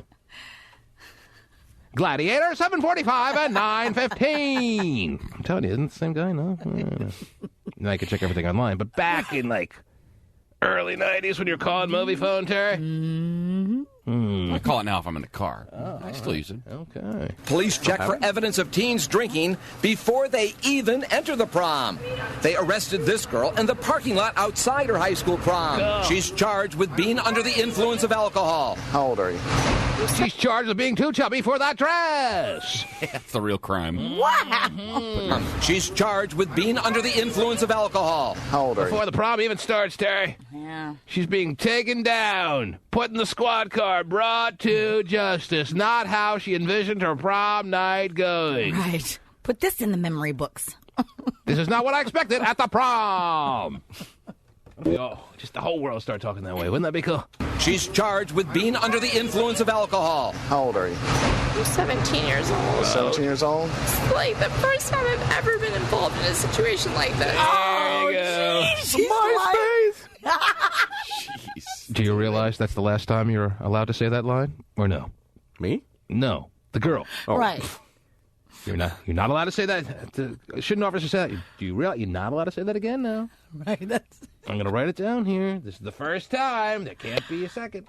That becomes the first. I'm 17 years old. 17 years old? It's like the first time I've ever been involved in a situation like this. Right. She's going to unfortunately have to go to the jail. She's 17 years old. To the jail. Not jail, the jail, my jail. Oh, yeah. Mm-hmm. Officer Hodges in jail. That was almost a little slip there. She's going to have to go to the jail. Wink, wink. Mm-hmm. Yeah. She's going to unfortunately have to go to the jail. Why do you say the jail? She's going to have to go to jail. Unfortunately, have to go to jail. Right? I don't know. He's not properly media trained, maybe. I guess not. I think it's something bigger than that. Why are we in your driveway? I'm taking you to the jail. You've been a bad girl. She's going to unfortunately have to go to the jail. She's 17 years old. She's about to go to college. She's looking at a lot of different things negatively in her life. You know a lot about her, don't you, officer there? Well, it is my daughter. Just because she decided to have a few alcoholic beverages on prom night. Right. We've been dating for 3 years. Yeah, man. Take it easy on her, please. She would have been fine. Well, but in some cases, right? I mean, it's kind of you're taking a risk out of her life. I mean, lighten up. It's almost it's good for her to go to the jail. Please. So there should be like a week where it's okay for them to drink and all that kind of stuff? That's right. Okay. Maybe not. I don't know. But just lighten up. That's all I'm saying. Getting all serious like this. Well, ruining her life like this. That's serious business. Mm-hmm. She got a little buzz before the prom. Probably wouldn't have killed anyone or herself. Everything would have been fine. Well, I don't feel sorry for her a little bit, Terry. No, I really think it's a safety thing. Mm-hmm. I think it's good that plus it's a scared straight sort of tactic. Whatever. Scared straight. Where we all have our lives ruined for choices we make at 17. No, but at least maybe the next time she'll actually think about what happened and go, you know what, this isn't the right choice for me. I was on a road to destruction until I was scared straight. And outside of Washington, D.C., in Calvert County, Maryland, police actually go door-to-door in hotels on prom weekends looking for underage drinking parties. Wow. Sounds like a little overdone, don't you think? That's a little great. No, just the dude with the neighbor woman from down the street having sex. Oh, okay, didn't mean to interrupt there, kids. You're fine, sir. As you were. We're looking for post-prom drinkers. You know of any? Police actually go door to door in hotels on prom weekends looking for underage drinking parties. We're listening for the signs of drinking. We're listening for the sign. What is he got? A glass to the wall? Gulp, gulp, gulp, gulp. Move in, Johnson. Just Gatorade. Back out. You don't think now this is a little overdone, Well, or what? that part is a little, crazy. Looking for little. underage drinking parties. We're listening for the signs of drinking, odors. Listen to him. He sounds like he's like in camouflage mode and real undercover here. That's what? That's his sign right there, I think. He's been drinking. Odors of like alcohol or marijuana emitting from the room. The New Jersey Shore is a popular destination for after-prom parties that last all weekend long. All weekend long. We found motels packed with teens, the balconies overflowing with high school juniors and seniors drinking right out in the open. Uniform, off-duty cops even serve as security guards for the motels. Yeah! Now, obviously, there's underage drinking going on in this hotel. If we couldn't come down here to drink, we'd obviously find somewhere else to go. Why do kids flock to towns like this for after-prom parties? Because they can. I'd have never guessed that one. Because they can. Ridiculous. All right. This guy's really doing some investigating here. He is. We looked extensively into why they come out here for after-prom parties, and we discovered it's because they can. Oh, I had the can for $50. If we couldn't come down here to drink, we'd obviously find somewhere else to go. Why do kids flock to towns like this for after-prom parties? Because they can. We sent a young-looking 16-year-old junior in high school to several motels in Seaside Heights and Wildwood, New Jersey. Yeah, he wasn't just 16, but he was a young-looking 16-year-old. It would have really not done the survey, the study justice if they would have sent a run-of-the-mill 16-year-old. He has to be a 16-year-old that looks like he's 12. Right. All right, let's see what they discovered. And as long as he had lots of cash. 20, 40, 60, 80, 100. He even talks younger than a 16-year-old because he can. 20,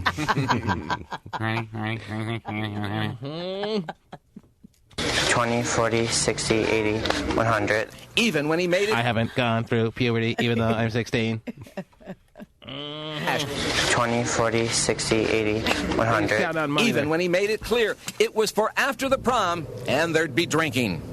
In Wildwood, New Jersey, at the Surfcomber Motel, the security guard didn't seem to mind that minors would be drinking. Do you know if you have like a strict alcohol policy? No.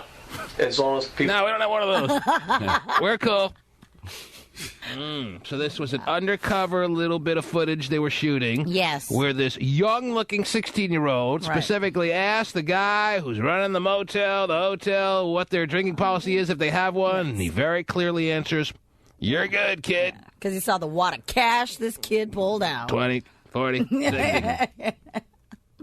you know if you have like a strict alcohol policy? No. As long as people stay in the room or if they're outside, if it's in a cup or something like that. Yeah, keep it in a cup, kid. Just write Kool-Aid on it. Not liquor. That's what I write on mine. Back off, cops. Not liquor. If they're outside, if it's in a cup or something like that, it's not a problem. We went back to talk to the manager. Do you tolerate underage drinking here? No, we do not. Oh, this guy coming after you, let me tell you. We got it all on tape because we can. We sent this young-looking 16-year-old. Listen, dude, I'll beat your ass if you show anyone that video. That's what I'd be saying. It's a big deal. No kidding. Nerd, wow. get out of here. Yeah, you obviously took the wrong step here because you should have taken it right to the cops, but you came to me first to confront me, and now you got to get your ass beat, little man. This guy can't be a big man, can he, the I don't supporter? know. I didn't see it, so. The way he says, prom!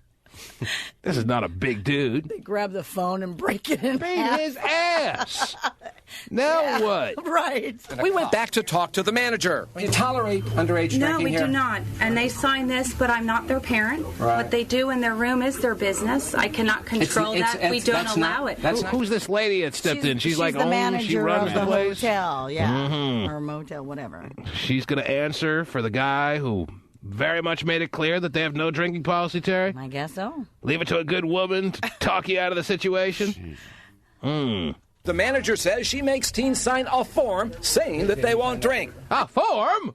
That's right, a form. But that didn't appear to be working. And as prom season continues across the country, police in many communities will keep a watchful eye and try to convince high school students to make smart choices. All right, whatever. There it is. Yes, cracking down. Good Mm. job. Jeez. All over it. They can run the story, and they probably have for the past 10, 20 years, and they can run it for the next 20 years. Yeah. There you go. Now they can have a long Memorial Day weekend off at Inside Edition. How's the search for Bin Laden going, by the way? Still don't have him, right? Okay. Got the underage drinkers, though. Good. That's right. We're all over it. Deborah Norville's really into Bin Laden. Not helping. Okay. Every little bit helps, Stephen. There you go. 1-866-663-T-Man. Let us go back to the phone lines, Terry. As I've said all morning long, this being an extended weekend means it's that much more important that we get as many phone calls in as we possibly can before the 3-day weekend is here. Sean and Kirkland, you're next up. Hey, what's cracking, T-Man? How are you, sir? Hi, man. I'm chilling. Hey, I got a question for Terry, man. Mm-hmm. Well, actually, I've just got a comment for Terry. Terry, you're a real buzzkill, man. For real. All goody and thing. Well, no, really, I'm Terry's not. overcompensating for all the baddie days. Pretty much. Well, the way thing is that you do. Yeah, that Because is she true. could. That is true, and also being a parent now, that changes things. It's not a really little bit fair that you were able to be all baddie, and now people in your world have to suffer the consequences because of your behaviors and aren't allowed to have their moments. Does that seem fair? Well, you came Terry from my Frank? woomy, and so yeah. That's the same thing I was saying. That's why I called in, man. You used to be a rat. You used to be a rat. You know what I mean? No, I know that, and my children. You used to be a what? Did he say a wreck or a rat? A rat. A rat. All right. I mean, I did have. I mean, I know I did plenty of partying back in the day and went to prom like parties. a hood rat. Stuff like that. rat. But I think, like I said, I think being a parent has really changed my perspective in a lot of things, which I would think is normal. So you think the people that partied or have done bad, they should not worry about their kids anymore? Too late for that. Well, they got to cut them some slack. Terry can't play Gestapo all of a sudden that is because true. she ran amok. That is true. Through the fields of men back in the day. Yeah, the fields of men. The circle's got to stop at some point. Hey, T-Man, man. That's your favorite field. Yes, sir. Hey, T-Man, man. Yes, Sean. Not to change the subject on me, but I remember, I don't get very listeners have heard the story, but shot a story out talking about some broad that y'all met, and she was the hottest woman on the planet or something like that, man. It's a lot of women we've met over the years that's the hottest woman on the planet. Whatever they want to hear. Yeah. You and Hotshot went to go meet her or something, and she was like... A lot of women me and Hotshot have gone to meet.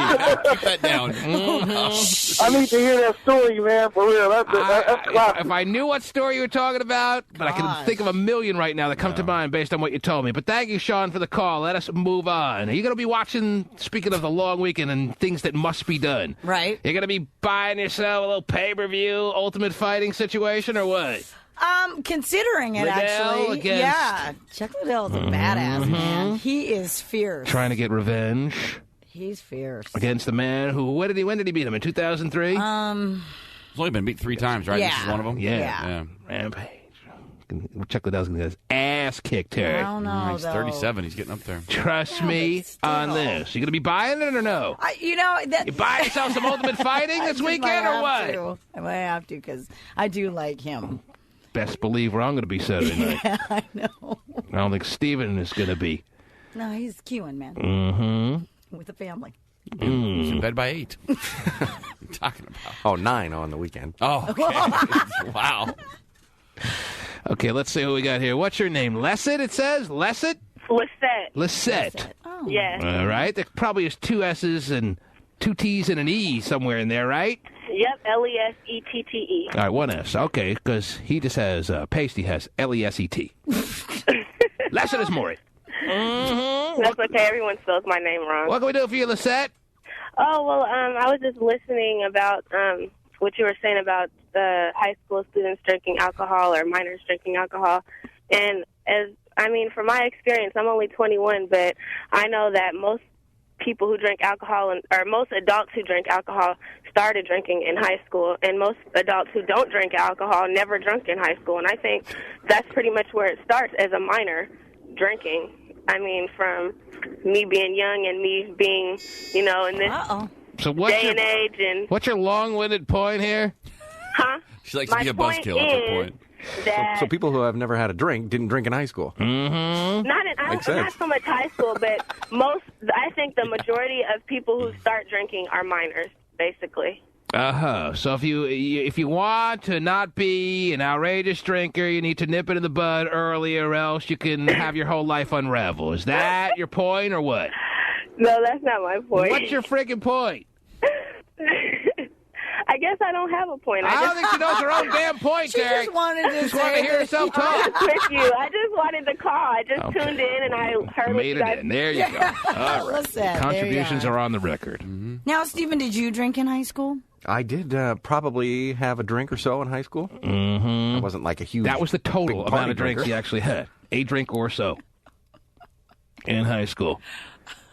And that's the little bit. I don't remember any specific incident, but that's a little sip of wine his dad let him have at Thanksgiving dinner once when he was 16. Wasted. He's like, no, Dad, I really don't want to. Oh, come on, you little wuss. Rob in San Jose, you're next up. Wow. I can see that, actually. Robbie? Hey, how's it going, buddy? What do you got, Rob? It's going. I find it absolutely ridiculous that they're, busting kids for no reason. Mm-hmm. Well, I mean, the fact that they're going door to door, looking, searching, on the hunt for kids who are drinking, Tari, don't you think it's a little over the top? Maybe if there's a lot of noise or there's obviously some ruckus going on here. I understand, too, that they're not the only ones staying in the hotel. There are other paying patrons that, don't need all that craziness. If I'm in my Memorial Day motel of choice this weekend, Tari, and I got a knock on the door from a cop who's looking for drinking high school kids, I don't need that, Tari. Yeah, but I don't think they're going to every single door. And I'll be telling the girl I'm with to put her clothes on because I'm convinced my wife is on to me. When the reality is she's not. It's actually as it seems, or as he says it is, that he's actually looking for high school kids that are drinking. How many paranoid people is this cop going to make from going door to door like that? That's unnecessary. Well, but I'm sure, they'll probably have do it in neighborhoods, too. You have the little neighborhood. Some parents think if they're in a hotel, it's okay. They're not going to be driving. So that's... Yeah. Rather have them posted up in a hotel than driving around. Right, but that's never the case because they always drive. Anything you want to add, Rob? Well, what's he going to do if he somehow runs into his own kid? Oh, jeez. Yes. I'm sure it's happened before. Mm-hmm. I doubt he would arrest him. Something tells me that kid would avoid... You would have to. You would have to. Not if the partner you're rolling around with has got your back and these things don't have to be discussed to outsiders. Nothing to see here. Move on. I can guarantee you, cop who can get away with it ain't arresting his own kid if he, on the off chance, and the odds are long, that he is going to be knocking on the door of the room his kid happens to be in. My kid's at a different hotel. He's shot in Federal Way. You're next. Hey, what's up, man? How are you, bud? I'm all right. Trying to get to as many calls as I can, Sean, so what can I do for you? Okay, I was calling, I have relationship problems with the way... well, I am absolutely going to solve it before the weekend really takes hold here, Sean. So whatever problem it is, consider it solved. But what is it? Okay, I can't help you there. I've been with my girlfriend for like 8 years, and we got 8 years. How old are you, Sean? I'm 29. All right, break up with her. Problem solved. The man has wasted his whole 20s, Tari. Wow. The man has. You don't get. Do people realize you don't get your 20s twice? I know. Do people realize? Not always. No, they don't. The greatest time of your life is your 20s. And Sean will have to look back in his late 30s, 40s and 50s, when he really wishes he could go back in time, and he's going to realize he wasted his whole prime of his sexual life with one girl? Hey, what, it's already too late. It's too late for that. I already realized that. Well, 29 is not too late. I mean, you can stretch it out to 30, 31, 32. I just want to make sure you know to move on and attack the world, Sean, please. Yeah, problem that's what I was solved. calling for. This one was easy, Tari. What was your question going to be, Sean? Yeah, well, we have a couple kids together, and oh, jeez. so, yeah, so it's worse than I had the Tari. kids. we work 2 different schedules, so I had the kids yesterday, and she leaves work early and comes home. Mm-hmm. And my 2 oldest kids were outside playing with my youngest kid, and they just ran off and left her twice, so I made them come in.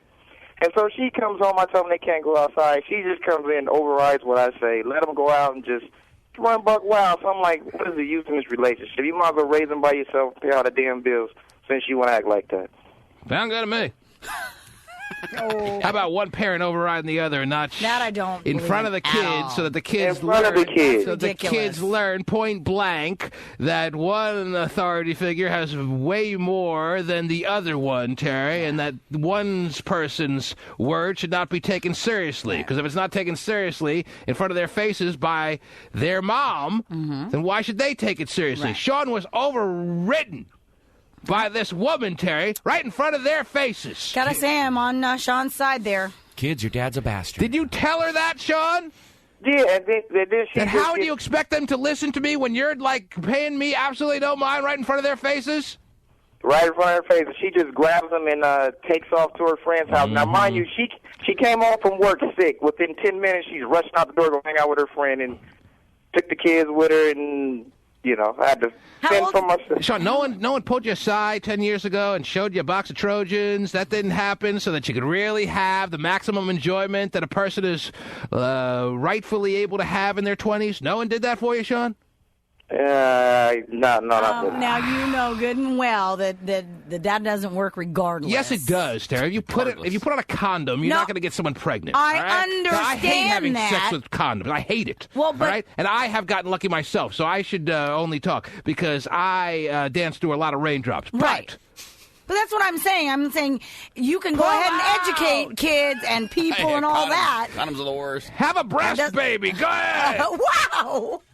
Hey, but see, the thing is, though, the oldest kid is 8 years old, but it's not my kid. And I raised a kid since 2 months old. She still just shows, like, no respect. And she still has no respect for the fact that you, for whatever reason, were willing to raise her kid when no one else would even give it a second thought. Yes. Unbelievable, Sean. Wow. So I'm getting to the point where I'm just, like, ready to say the hell with it. Change the line. You're past the point, Sean. Past the point! So yeah, okay. Now, for me to just say that you okay. should pack up and leave, I absolutely am not prepared to say that, considering when I began this call with you, I didn't realize there were kids involved in the equation here. All right? Your options have been limited because, Sean, you have established yourself as a man living an adult life from too early a time. Nobody should be so adult-like early on in their 20s. But it's too late to lecture you on that, and I don't like to be a lecturer, period. But whether or not you should just pick up and leave her because she overrided you like that, that is not enough for me as far as information I would need to tell you you absolutely need to get out of this situation. But it's been riding up to this for a while. Now, her friend she always hang out with, her baby dad is just like the biggest bum around. I said, if you want me to act like that, I could act like that. You know, he'd never see his Looks kids. like Sean's looking for an excuse to leave, Terry. Yes, it Looks does. like Sean wants me to tell him it's okay to leave. Yes, he does. All right, so you know what? Because back up a little bit, when you did say, hey, you're done, you're past the point, he was like, okay. He's so ready to just start the engine. Yes. And move down the highway with his tri-tip in the cooler. Yeah. See, the thing is, it's like the kids are old enough. I think the kids are old enough now to, How old is the youngest? He's talking himself right into it. Sounds like you're dying to leave, Sean. So it sounds like you had your mind made up before we even started this call. So if you're looking to hear my endorsement, and that's what he's dying for, Terry, I'm going to give it to him. All right? Because it sounds like he can't wait to get away. Mm-hmm. No, but I just know T give out some good advice, so, try to hear what you had to say on the situation. Mm-hmm. Sean, I will tell you this. There'll be more than just your woman that will absolutely, for whatever reason, not have the respect necessary in front of kids, that will do exactly as your woman did and override you right in front of their faces. Happens all the time. Yep. So if that's the worst thing she's done, well, that ain't enough for me to tell you that this is a horrible woman. Okay, that's just different. You just have to sit down and actually, one-on-one say, look, it's going to cause problems in the future. It's fixable. If you explain to her that how are the kids supposed to take me seriously when you are obviously not paying me any respect in front of them, does she understand that or no? She doesn't even want to hear it. I can't talk to her about nothing. She doesn't want to hear it. You don't want to say anything good about her, do you? You don't even want to present her in any kind of positive light right now because you want to leave. Right. You want to leave, Sean, so what's stopping you? You want to leave so bad? It's a free country. Don't feel so much guilt then. You're dying to leave. It's obviously written all over your face. The kids know it. The woman you're with obviously knows it. So what's stopping you? No, the kids don't know it. They don't know it. And that's the main thing is the kids. I don't want her they can having sense that it. much time with the kids by herself. They don't know how to express it because they don't talk in that kind of mature fashion, but they can sense their dad is not happy. Right. Well, they see their mom ripping and raving all the time. Say, you don't know this woman. She's Sean, like Sean, do what's in your heart. All right? All right. All right, man. Right. Take care. Poor guy. He just wants to make sure he's got a clean slate before the 3-day weekend. T-Man said, yes! Go guts on some new women. Wow. Guilt-free. Yeah, baby. And Jimmy-free. Best way. Wow. Sounds like that's worked for him in the past. Yeah. Please. Sean. The T-Man Show. Yeah, Rampage is going to kick Chuck Liddell's ass this weekend, Terry. That's a guarantee. You can take that to the bank. Really? I hope not. That is an absolute lock of the century, I think. Chuck's pretty bad. Rampage has been training in Colorado. Very smart move in the very thin air, so he's not going to get tired, Terry. It's a very wise, crafty little training maneuver. And he's just a better fighter. They're deeming this, though, the he's got his mega fight of the summer. He's got his number, and the style is such that it's the lock of the century. Now, it's nice to know that you can buy a pay-per-view event like this one this weekend. I'm not happy that it's on Memorial Day weekend because there's so much to do this weekend, but it's nice to know you're buying something that, first of all, doesn't cost a pay-per-view price that starts with a 5 or even a 4. Right. This one starts with a 3. I think it's either $34.95 or $39.95. And know that somebody's going to get hit. Oh, yeah, that's a given. All right. No doubt. Is that too much to ask when you plop down a lot of pay-per-view dollars? No. That someone's going to get hit? No. There's going to be a little action? That's nice to know, isn't it? It is, actually, yeah. Okay. Yeah, a little blood here and there, sure. Now, are there any bars that realize that Ultimate Fighting's where it's at and they'll buy it for their patrons or what? Oh, I'm sure. They do that now? Oh, yeah. You betcha. All right, then maybe that's your play. People love it. Maybe that's your move. Smart move if you're a restaurant or bar owner. I'll make sure my restaurant knows. Buy it for your customers. All right? Definitely. There's no excuse for any bar this weekend to have access, and every place has access to pay-per-view now, and not buy it for your customers, please. Right. Unless you want to say that some women are offended by this much hand-to-hand gruesome combat, Terry. And well, granted, I don't think any woman sees it as gruesome. I mean, it's well, not. it is gruesome, but there's, I mean, really? I even regretted when I said that word because it's so over. It's not gruesome by any stretch of the imagination. It's good, hard, clean, knock down, drag out, kill someone kind of fighting. And that's not gruesome? They still have choking. They still have like little gloves on. It's not, it's not bare knuckle. Yeah. Well, but, I mean, it is. Actually, ask anyone who is wired into the Ultimate Fighting world, Terry, and they'll tell you it's safer than boxing. Safer than boxing, even though it's 10 times the action, 10 times the brutality. It's safer than boxing. Okay. All right? All right. I can see you looking all confused at how does it make any sense that it's 10 times the brutality and yet it's safer than boxing. It just is. Okay. For whatever reason, people die in boxing and get permanent injuries in boxing, and they don't necessarily so far in Ultimate Fighting. So, how's that? I don't know. Are ladies going to be at a bar this weekend, and if it's on over their heads on a screen, they're going to be all like uncomfortable or what? Yeah, I think, but they'll watch it. But I think it's just they'll be uncomfortable though. And they'd rather it not be on. Yeah. Well, screw them. Put Trading Spaces back on. Just worry about getting your ass drunk like you would have anyway. Yeah. So I can take you out later. You know, you and your old man fight like that anyway.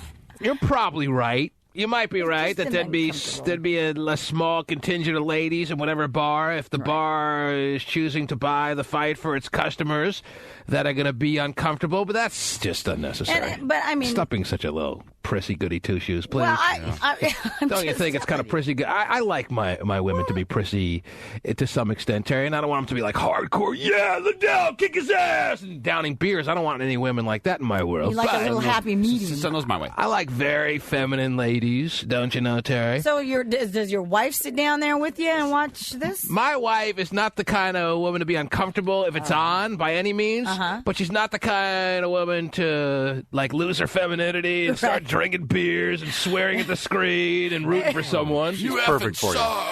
She's not going to root for someone out loud or anything. She'll probably root for Rampage because I don't know. He's just, I think, the more likable guy at this point. Chuck Liddell's gotten a little bit high horses. Okay. But she won't pick up on that. Now, our resident Ultimate Fighting expert is on the line, who could probably break down this match better than anyone. Devoted. Not him. Oh, no. This be the man who's been invited to compete for the Olympics in 2008. Is it the Summer Olympics 2008 or the winter? 2008. 2008. He is one of the top wrestlers in the country. He is Bikini Dave. Woo-hoo! Oh, that's right. How you guys doing this morning? Bikini, what can we expect? Between Chuck Liddell and Rampage on Saturday night, what can we expect? What is your take on this? You know, I have Rampage Jackson knocking Liddell out. I sure do. You have him not even going to the scorecards. No. I think he'll take care of it. Did you see how bad he beat him last time? Well, last time wasn't it like 4 or 5 years ago though? 4 years ago? 03, yeah. Yep. It was in 03. Probably like 3 years ago, 3.5 years ago, yeah. It was in 2003, so a good 4 years ago. And Chuck Liddell has made some people who have beaten him there's been a couple of guys that have beaten Liddell that he's gotten revenge on. So this is going to try to complete, a trifecta of people that have beaten him that he has then come back to beat. Yes. Yeah. Probably not tonight. No. But not Probably right, not this time around. But I can't explain, Terry, why it's actually safer than boxing. All right. You had asked.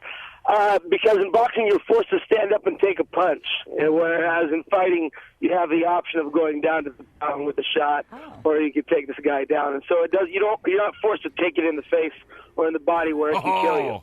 There he is. That.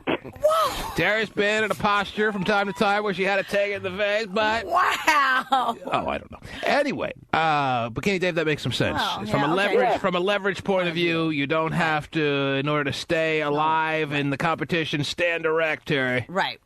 That does make sense. Yes, I All right. understand now. Yeah. Okay. Good point, Bikini Dave. A little subtlety that maybe some people don't pick up on. That you. I'm valuable for something. Unvaluable, yes. Hey, have a good Memorial Day, you guys. There you go. There's a big difference between invaluable and unvaluable, but whatever. Anyway, we have a woman on the line who is running from her family because she's pregnant and she's driving from Canada to L.A. to get away from them right now. Wow. You want to talk to her? Even though I'm up against a hard break right here? Oh, yeah. Is that the deal? You're running from Canada to L.A. just to keep yourself from having your parents make you get an abortion? What's the story here? No, I kind of wanted your guys' advice because you seem like you both live, like you guys all live like an adult life with children and stuff. Well, I wouldn't go that far. I have children now, yes, but living an adult life is a little bit of a stretch. But go ahead, yes. Oh, okay. So, I don't know, when you were talking to that Anna girl... All right, hang on. Actually, are you running or not? Are you on the run? Are you in a car? I'm on the run. Is your family behind you with a coat hanger? Oh, dude, that'd be really... All right, hang on. Hang on the line. We will get you. All right, listen. I'm up against a hard break. Okay. She said she's on the run. Anyone on the run needs to be treated seriously, Terry. This could be a real bit of a situation. When we get back from this break, we'll figure out the right move for this woman. All right? All right. Make sure her life is as straightened out as it could possibly be. Okay. I'm an adult male. The T-Man Show.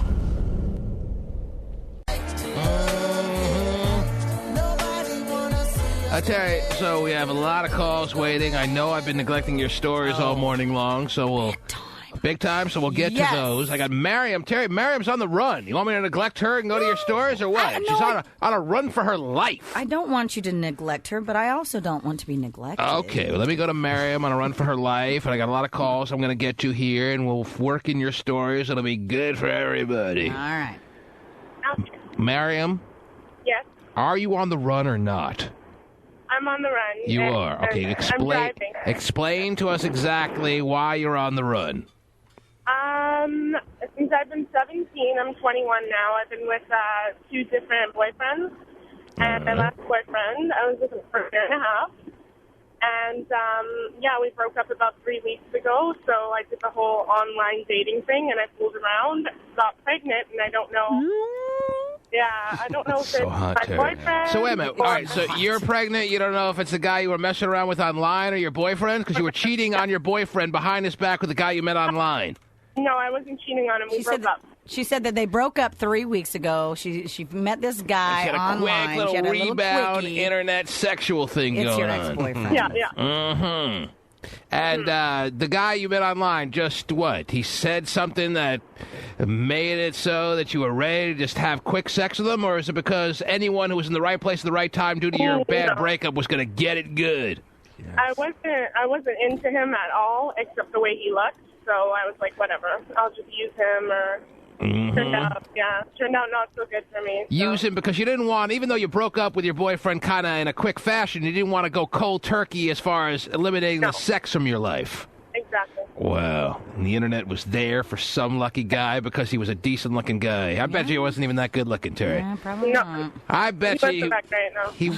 She said it was because of his looks, and now she's confirming that he wasn't even that great-looking. Wow. Well, when you're, Dirty girl. depressed and everything, anything's looking pretty good at that time. And how good was that sex? It was good. It was good. And you didn't use any contraception in that random sex that you had. I would imagine, since you're considering him a father prospect as far as the child you're carrying right now. Is that right? And this is a lesson learned to young girls all over that. So yes. I don't know. Don't use contraceptives. What is she saying, Terry? It was kind of a yes or no question, and she didn't answer. It was a yes or no question. You didn't make him wear any kind of condom situation. This internet boy that you met, internet boy didn't have to wear a condom. Is that right? I made him wear one, but he. But then he was like, "No." She was like, "All right." Yeah. I made him wear one the first time, but the next 3 times I didn't. What happened? I made him wear one. Yes. Don't tell me it broke. Don't give me that stupid line. No. For What? 5 minutes, and he said he couldn't have sex with a condom on.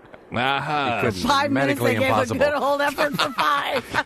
He was trying for 5 minutes, and then he was like, "Hey, I ain't feeling anything. It must be either you or the condom." And you wanted to make sure he knew it wasn't you. Right. So you told him to take off the condom, and all of a sudden he was loving it. Yeah. So much so that he may be the one who impregnated you. Is that right? I quite believe he's the one, yes. So now you're on the run. How long ago was the internet guy? Pardon me? How long ago was internet guy? About 4 weeks ago, 5 weeks ago. And when did you find out you were pregnant? A couple of days ago? About 2 weeks ago, a week ago. Yeah. Well, the timing doesn't seem so perfectly in line that it would be internet boy, but why are you on the run? I come from a Middle Eastern family, so... What area of the Middle East? Iranian. Okay, you're Iranian. Oh, one of my favorites. Actually, as far as... this has nothing to do with political views, Terry, but as far as just looks are concerned, Iranian women, Terry, actually are my favorite. Really? Yes. So just compared to others, maybe if I were to do a little bit more investigating, I would find out that I would come across better-looking ladies from other areas of the Middle East, but Iranian women, I've given you some stories in the past, Terry. Pretty freaking hot. I'm glad they're out there on the internet just running around. Here's a VJ for you. Here's a VJ for you. All right, well, that's why she's on the run, because she shouldn't be out there throwing it around. A very conservative Iranian family, and you're so scared about what the consequences are due to your little delicate state that you're in now that you're driving from basically Canada to L.A. to get away from your family. So is this what you told them at the border? Yeah. Well, my mother knows, right? So... she is pushing for an abortion. I myself don't really know what to do, so I just need to get away and find out what to do. But from your people's point of view, what would you do, in a situation like this? Well, I would never tell anyone to go have an abortion. Even though I'm a pro-choice kind of guy, right. I would never tell any woman, well, you need to have an abortion. All right? So if you're looking for me to tell you that, you can forget it. All right? Now, as far as what is that me telling you to have the baby? Terry. There's other options besides pretty that. heavy question Yeah, she's that asking is a me here. very heavy question. All right? Running is probably not good. No, running is probably the right idea because, as she explained it, she needs some time. It's not really running. She needs some time to be alone, to collect her thoughts, not have any distractions. If she has... Yes. I told my mother I was coming back on the 7th to have an abortion. I told her I booked it for the 8th of June, but I just that is didn't. hot. No. All right. So if you're... I was just joking, Terry. You don't shake your head no at me. If you're in a situation where you're not capable of taking care of the child financially, don't you think that having the child and giving it up for an adoption... I'm not here to lecture you again because I'm not that type. Right. But with all the families out there that are dying to have beautiful babies, and are you a good-looking woman? This is very important. Yeah. Oh, you are good-looking. So the chances are she'll have a good-looking baby then, Terry. Well, but regardless... Nobody wants to adopt an ugly kid. I'll start the bidding at $10. Anyway. There are a lot of families out there that want to have children that can't and want to go through the adoption world, and there are not enough babies for adoptions because everyone's running out to have abortions. Right. So if she's a good-looking lady, then she owes it to those families that are so preying on lucky stars that an adoption situation could come about to maybe at least consider carrying the child and then... What? I said, yeah, totally. I do consider it, but my mother's kind of crazy, so... Your mother's kind of crazy, and it'll be 9 months of absolute hell for you if you were to be carrying this child. Is that what you're saying? Yeah. And you live with your mother or what? Oh, no, I lived with my ex-boyfriend, and then now I'm going to Los Angeles. Your mother's always going to be your mother. So if Stephen alluded to that. So if she'll come around, all right, she's not going to disown you. I mean, in some rare cases and maybe some cultures that this one may be one of them, for all I know, because I'm not going to pretend or portray myself as understanding the ins and outs of the Iranian culture. But in the general sense, your mother's going to come around. Yeah. All right. Well, about the father, we're going to talk to him, maybe. Yeah. Of the baby. Doesn't even know who it is. Well, but you could figure it out, probably. Maury could figure it out the for ex-boyfriend. How hot are you? Ex-boyfriend too. What do you look like? Have you been down here? Your name sounds familiar, Mariam. Yeah. So you've been down here before? Yeah. I think we've met her. I think she's really hot. She has been. Terry. That's right. I remember that too. I thought I knew who this caller was. I think she's really, really hot. Are you that really, really hot? That's one of the ones I was thinking about of those Iranian women I've met. Now, I've never done anything with this one, unfortunately, Terry. I didn't know she was rolling like that when she's tossing it every internet boy that says a decent little salutation at her. But Mariam is really hot. You're like a model hot, aren't you? Don't you do modeling? No modeling. You don't do modeling? No. Uh-huh. Maybe I'm confused with somebody else. Were you from Eritrea or whatever it's called? Oh, jeez. Right next door there? Oh, jeez. Pardon me? Stephen really doesn't want to ask the question again. Are you from I don't know how to spell. I don't know how to say it. What? Urethra. Well, I remember us doing the whole urethra thing. Yeah. When did we meet? What were you down here for? I'm driving through, and I was listening to your radio station, so... And you came down here one morning just on a whim? Wow, maybe she was, like, making it clear that she was open for sex, and I didn't pick up on it, Terry. Usually we're all over that. Anyway, man, imagine her driving to L.A. with the T-Man, baby. Wow. Jeez. All right, so you're going to go to L.A., you're going to collect your thoughts, and what do you think the end result of this is going to be? Come on, I can't wait till you're done with your L.A. thing. What do you think you're going to do here? I think it's going to be an abortion. Really? Yeah. Lord, I need to be hearing about this to start the weekend, Terry. Mm-hmm. Nuts. Yeah, but thank you for your advice and stuff. All right. Okay. Hey, it's your life. It's your body. Do what you want with it. My body. I do what I want. Oh, jeez. All right. No. But you already knew you were going to do that, so you didn't need to call us to tell us that. Yeah, that's too bad. So thank you. Wow. Buzzkill, man. Yeah, probably going to get an abortion. Are you going to barbecue or are you going to have an abortion this weekend? What are you going to do? Man. Boy. Oh. I mean, I'm totally, as I said, Terry, pro-choice, but I don't for some reason like hearing about it, right. or I don't even like hear. knowing someone that's done that. Right. I know. At least be kind of open to it. It doesn't even seem like she's, going back and forth here. It's not tough for her. I'm not an abortion. I mean, you know me, I'm such a liberal guy, but for me to even know someone who is doing that, it's uncomfortable, man. Maybe Stephen's people will blow up the clinic before she gets her. I don't even think it's her mom. I don't think it's her mom the reason why she doesn't want to carry the child for 9 months. I don't think she want to just think about it for 9 months. This way, just get out of your head quick. That is true. Mm-hmm. It'll burn in her soul forever. Oh, easy now. Jeez, that was scary. All right. Man. I felt like he was right inside my head. He believes that, though. He's saying it with a comical little tone. But you believe that. I think that people who do that probably have feelings about it for the rest of their lives. You can't. And they wake up with cold, sweat nightmares, kind of. You think about it, Mm-hmm. but doing it the other way too, probably giving it up for an adoption is the same way. Yeah. Don't stop now, Stephen. You're on a roll. Tell her about when ultimately the day she dies, the kid that she aborted will be throwing fireballs at her and stuff like that. Come on. Well, I don't know about that. Be a little baby standing at the end of your bed when you're sleeping. Oh, you did this to me. You guys. Hey. Be a good movie. Whoa. Get the pen. Oh, Write it up. Gosh. Yeah.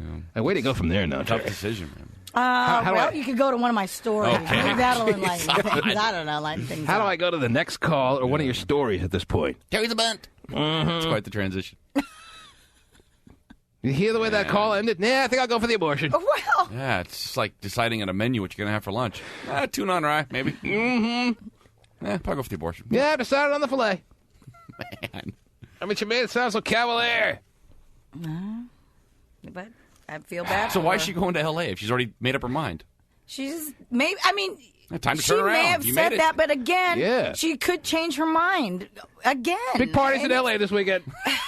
Right. Can't get knocked up. Already am. I don't know. Big Memorial Day, barbecues to hit, big club scene down in L.A. this weekend. Yeah. That's pretty much why she's going down, I think. Well, there you go. She may want to talk to her ex-boyfriend a little bit. He may talk her out of it, though. It's a problem. She doesn't want to talk to him. Now I'm dying to know if she's the one I'm thinking of, that I have in my mind, this visual of this. Maybe I think we always keep pictures there. Yeah, I know that. Yes. We got in the file. We got a file cabinet full of pictures we've taken of listeners through the years. Recently, we had a MySpace of her. You know that? And every once in a while, we break them out, and we're like, oh, we have her number. Remember her? God, so easy. You guys sound just not right. Come on, you're in the conversation when we're doing that. You're adding your comments. Wow. Play it off. All right, Charlie, give me one of your hideous stories. What do you got there? Well, it seems as though, and this is according to plastic surgeons, that breast implant numbers are going up even more than ever before. Really? They are actually... Sooner or later, it's got to peak. Sooner or later, every woman out there that has contemplated and finally pulled the trigger on getting breast implants will have gotten them to the point where the numbers start declining. Wouldn't you think, or what? You would think, however... I mean, that stands to reason, sure, but they believe the majority of the surgeons who belong to the American Society of Plastic Surgeons say that it's just going to keep on skyrocketing. Yeah, they better hope. Yeah, it's... Because they're the ones rolling it. In the doctor world, all these doctors are struggling with health insurance companies, HMOs, getting this percentage of what they charged and whatever percentage they agree with between them and the health insurer. But cosmetic surgeons, all elective surgery, they're rolling in it. Well, they also... Rolling in it. That, if you're going into the medical world and you're out just to make a buck, you're really not interested in saving your fellow man from any kind of real disease or sickness. If you're thinking that the idea of being a doctor is all for lucrative reasons, well, then go plastic surgery and don't look back. You'll have tennis courts, you'll have servants, you'll be rolling in it. You give a woman boobs, you're saving her from a lifetime of misery. You can look at it that way. That's how I justify it. They believe that one of the main reasons for this is because silicone implants are now back in play. And do women, over the course of time, like let's say yourself, for instance, Terry, no better example to use than someone sitting right in front of me with Saline. her big big headers. Silicone-free, thanks. My question was, do you over time need to get yourself redone, re-upped, maybe to get a tune-up or a new set of implants, like 10 years have elapsed? Do you need to get yourself like a new transmission on it or something like that? They do check your the implants and stuff, but if everything is still good, there's no reason for it. However, who checks? So the average woman, like your regular family doctor, the average woman who gets breast implants will be able to go to her old age with the same implants, or what? Say it again, because Stephen is... When she's a grandma, the average woman who got them, let's say, in 93. They're full of sand. The average woman who got them in 94. Okay, now we're in 07. Right. Is that woman still... Generally, the general woman who got them in 94, is she doing well with her 07 breast implants? Does she need to get new ones or what? Depends. No she might. However, the thing is, you have to remember, in 2017, will she still be okay with the same implants? She'll probably gone back in to get either redone so there's and the answer updated. There's the answer to my question. You can't go to old age with the same implants. I would say no on that one. Mm-hmm. They do have, they give you a 10-year window, and the surgeon will, say, hey, let's check you out and see how everything's going. I love when surgeons say hey. Yeah, they go to medical school to learn how to say hey. As far as my surgeon is concerned, he said, hey. Everything's looking good. No reason to go back in. Unless, so he wanted to get bigger, smaller, whatever. He could have completely duped you and told you, hey, you're cracking here, you're breaking down there, I need to put some new ones in you, and sucked you out of $5,000. Right. But he was honest with you. Is this Dr. Magabat we're talking about? Yes, it is. Wow. So wait, you don't get a lifetime of replacements? You have to pay every time you get them fixed? It's a beautiful situation. You do have there is a insurance policy type thing regarding the 10-year window. I thought insurance will never cover anything that has to do with breast implants. No. As far as the makers of the implants, they have warranty. Yes. They have a warranty. Yes. Thank you, Stephen. And you keep it where? In your files? Yeah. Where's my boob warranty? You do. No, that's the barbecue. Yes. That thing works fine. Yes, you do. Because if something were to happen within that 10-year window, like let's say for whatever reason one of them malfunctioned. All right, let's not all talk over each other, please. I'll let him Terry finish. speaking here. I know. It's tough to listen to. Go ahead, Terry. You were saying something. I said that if something happened, they have the warranty in place. Does every woman who get breast implants get a warranty, or is it... They have the option to get it. Really? Yes. Every doctor makes an option available like that. Are you sure? It is the maker of the implants that offer you the warranty. And so do you advise women to get the warranty and pay the extra money for the warranty? It's only $150. Mm-hmm. Because it helps cover part of... Maybe it was $150 back in your day. You got your breast implants over 10 years ago. It's like buying a service plan on a VCR. Actually, I know a couple of people who have recently gotten it. Does the Geek Squad come out and redo your breasts? Yeah, they do. I'm not allowed to talk, according to Terry. So.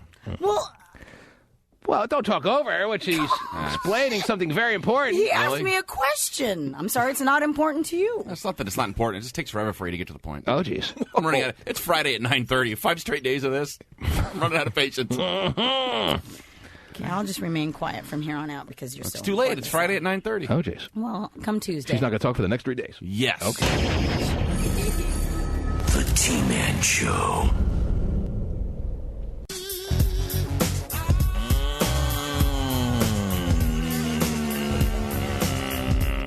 Terry, let me end this show by, first of all, the people that have been waiting, I want to give them their chance to talk. I'm going to run through phone calls. Everyone gets no more than 30 seconds apiece. Then I'll give away some gas cards. You know, we're in the height of the driving season, or at least this marks the beginning of the major driving season. You think gas prices are high? It doesn't sound like it's slowing people down for this Memorial Day weekend. I mean, if Steven's driving across country with his tri-tips in his cooler... We're walking, though. Obviously, no one is really ready to give up their transportation via the moving automobile. Right. Now you're getting an RV? Oh, jeez. Mm-hmm. Are you getting an RV there, Stephen? You're taking the... Oh, jeez. Yes, he gets an RV for 3 people. Mm-hmm. Well... All right, everyone's got 30 seconds. Be aware. Austin and Gig Harbor, you're on the air. Go. Austin, time is short, and so am I. You got 20 seconds. Talk. Austin, can you hear me? Okay, let's go to Melissa in San Francisco. 30 seconds, unfortunately, only for you, Melissa. What do you got? Hi, T-Man. This is Melissa calling from San Francisco. Yeah, I'm looking for Melissa in San Francisco. Is she there? Yeah, I'm here. Oh, okay, go ahead, Melissa. Yes. Okay, well, yeah, what my problem is right now is me and my boyfriend just broke up on Sunday. Mm-hmm. And because I was talking to my friend, he's a boy, he's only 15 years old. Oh, yeah. That's how you likes them. Yes. Mm-hmm. We were talking, and we were just talking about me and my boyfriend's relationship, how sometimes it doesn't work out. Well, that's emotional cheating, and that's the biggest violation of them all. So, your boyfriend was perfectly within his right to break up with you. That's at least Terry Free's line of thinking. Mm-hmm. So what's the point? What do you need? What's your question? So what I was asking is, we're still together. He says that we are not together and everything, like we're not boyfriend and girlfriend, but we still do mess around. I still do live with him. You know, he still wants me to stay. So he set up the perfect situation then. He's completely got you to the point where he has no emotional responsibility towards you, but he's able to still have sex with you and share costs with you. Perfect. Sounds like you've set up the wonderful scenario for him. Well done. Uh-huh. Mm-hmm. No, what my question was is I don't know if I should stay here and try to work out a relationship because he says...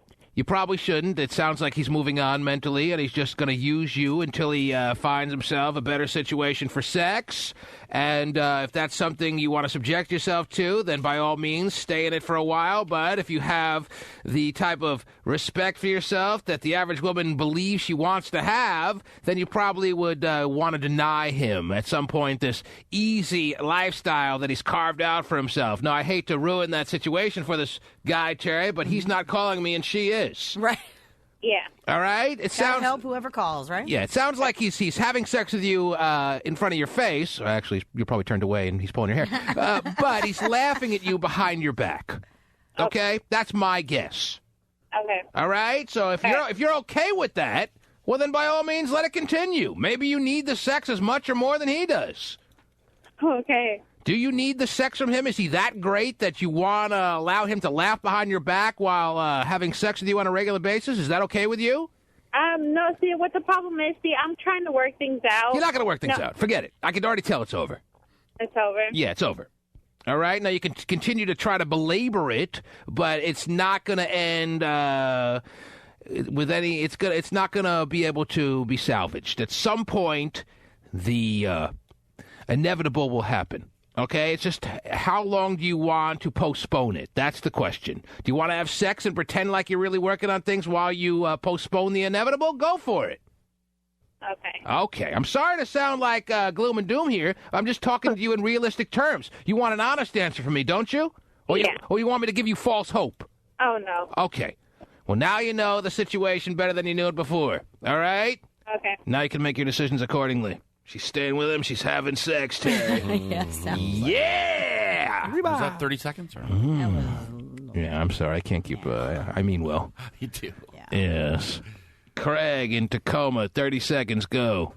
Hey, what up, T-Man? How are you, sir? I'm good. I saw the Inside Edition thing, and, it used to be, that they wanted the teens to be responsible. And, the girl that they arrested was in a limo. How stupid is that?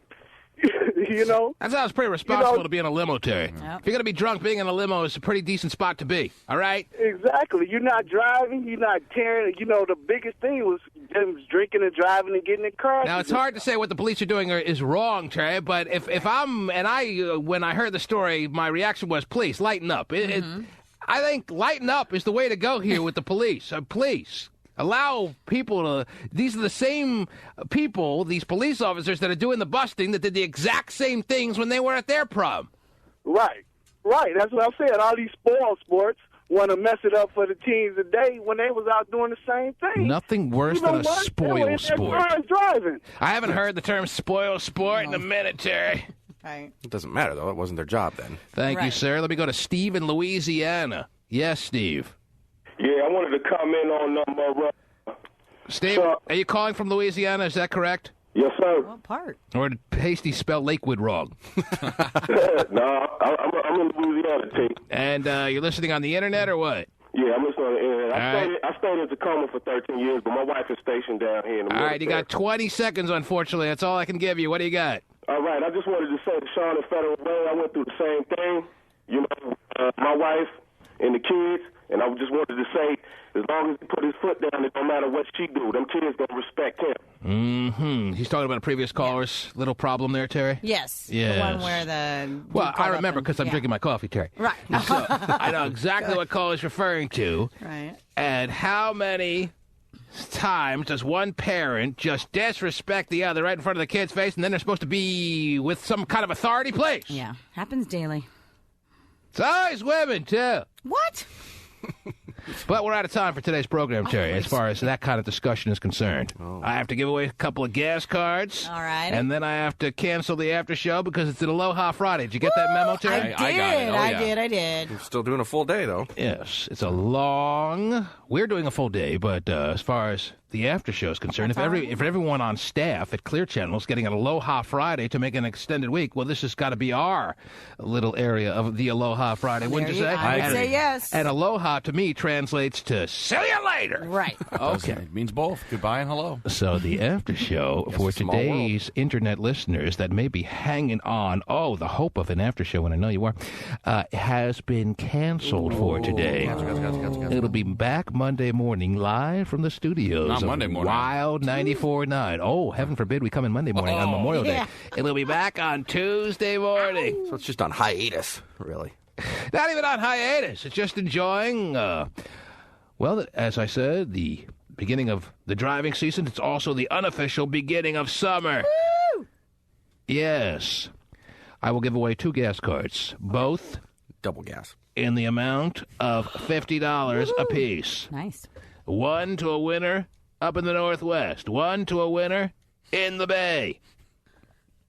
1-866-663-T-Man. Let me see who the first callers were to call on in. I think I had Tess on the line. Tess in Seattle was one of the first callers, but just as I punched up her line, she dropped off, Terry. Tess. $50. She's like, I'm not waiting on hold for that crap. I think $50 gas card will make your weekend a little bit more... Fill up a few gas tanks. A $1 gas card would be okay. It's not going to fill up a few gas tanks. Well, that's for sure. I mean, a few lawnmowers. Mm-hmm. All right, let's see who the next caller is. Carlo in Belmont. What can I do for you, sir? Hello? Yes, Carlo. Yeah, did I get the gas card? $50 gas card is yours, Carlo. Woo! Way to go. All right, I'm going to Cass Creek. What did he say? I don't know. She's going to castrate somebody. Oh, okay. Oh, wow. Well, you need a gas card to do that. Yes. Man. A $50 gas card to any show station you can find, sir. Is that okay? Yeah. Okay. Congratulations, and I'll Carlo. give you a couple of free miles this weekend on Memorial Day, you know? Sure You can afford to get out of town now. Hang on the line, Carlo. I mean, I can make him a bigger bit of a gas card situation, Terry, but I'm trying to spread it to more people to make the world a little happier. You know what I'm saying? Yes. We have our winner from the Bay Area. Now we're looking for the next caller from the Northwest, and I see Rob in Seattle waiting on the line. Is that you, Rob? What's up? How are you, buddy? I'm all right, man. Did you call it? Wait, I ain't lose signal. Did you call in earlier this morning? No, I called as soon as you said gas cards. I called okay, because we took a call from a Rob, I think, earlier on, but I guess there's more than one Rob in the world. All right, Rob, you've won a $50 gas card. Congratulations, sir. You host your own show. I'm on E. How does that make you feel, Rob? It make me feel good because I'm on E. He's on E right now. We gotta hurry up and get it to him. Mm-hmm. We gotta wire the gas right to his tank right now, Terry. Or the man is gonna be stranded. I'm sitting at Chevron. Okay, well, we're not going to allow you to go to Chevron. But anyway, you'll find something, I'm sure, close enough down the street, if you can make it. Hang on the line, Rob.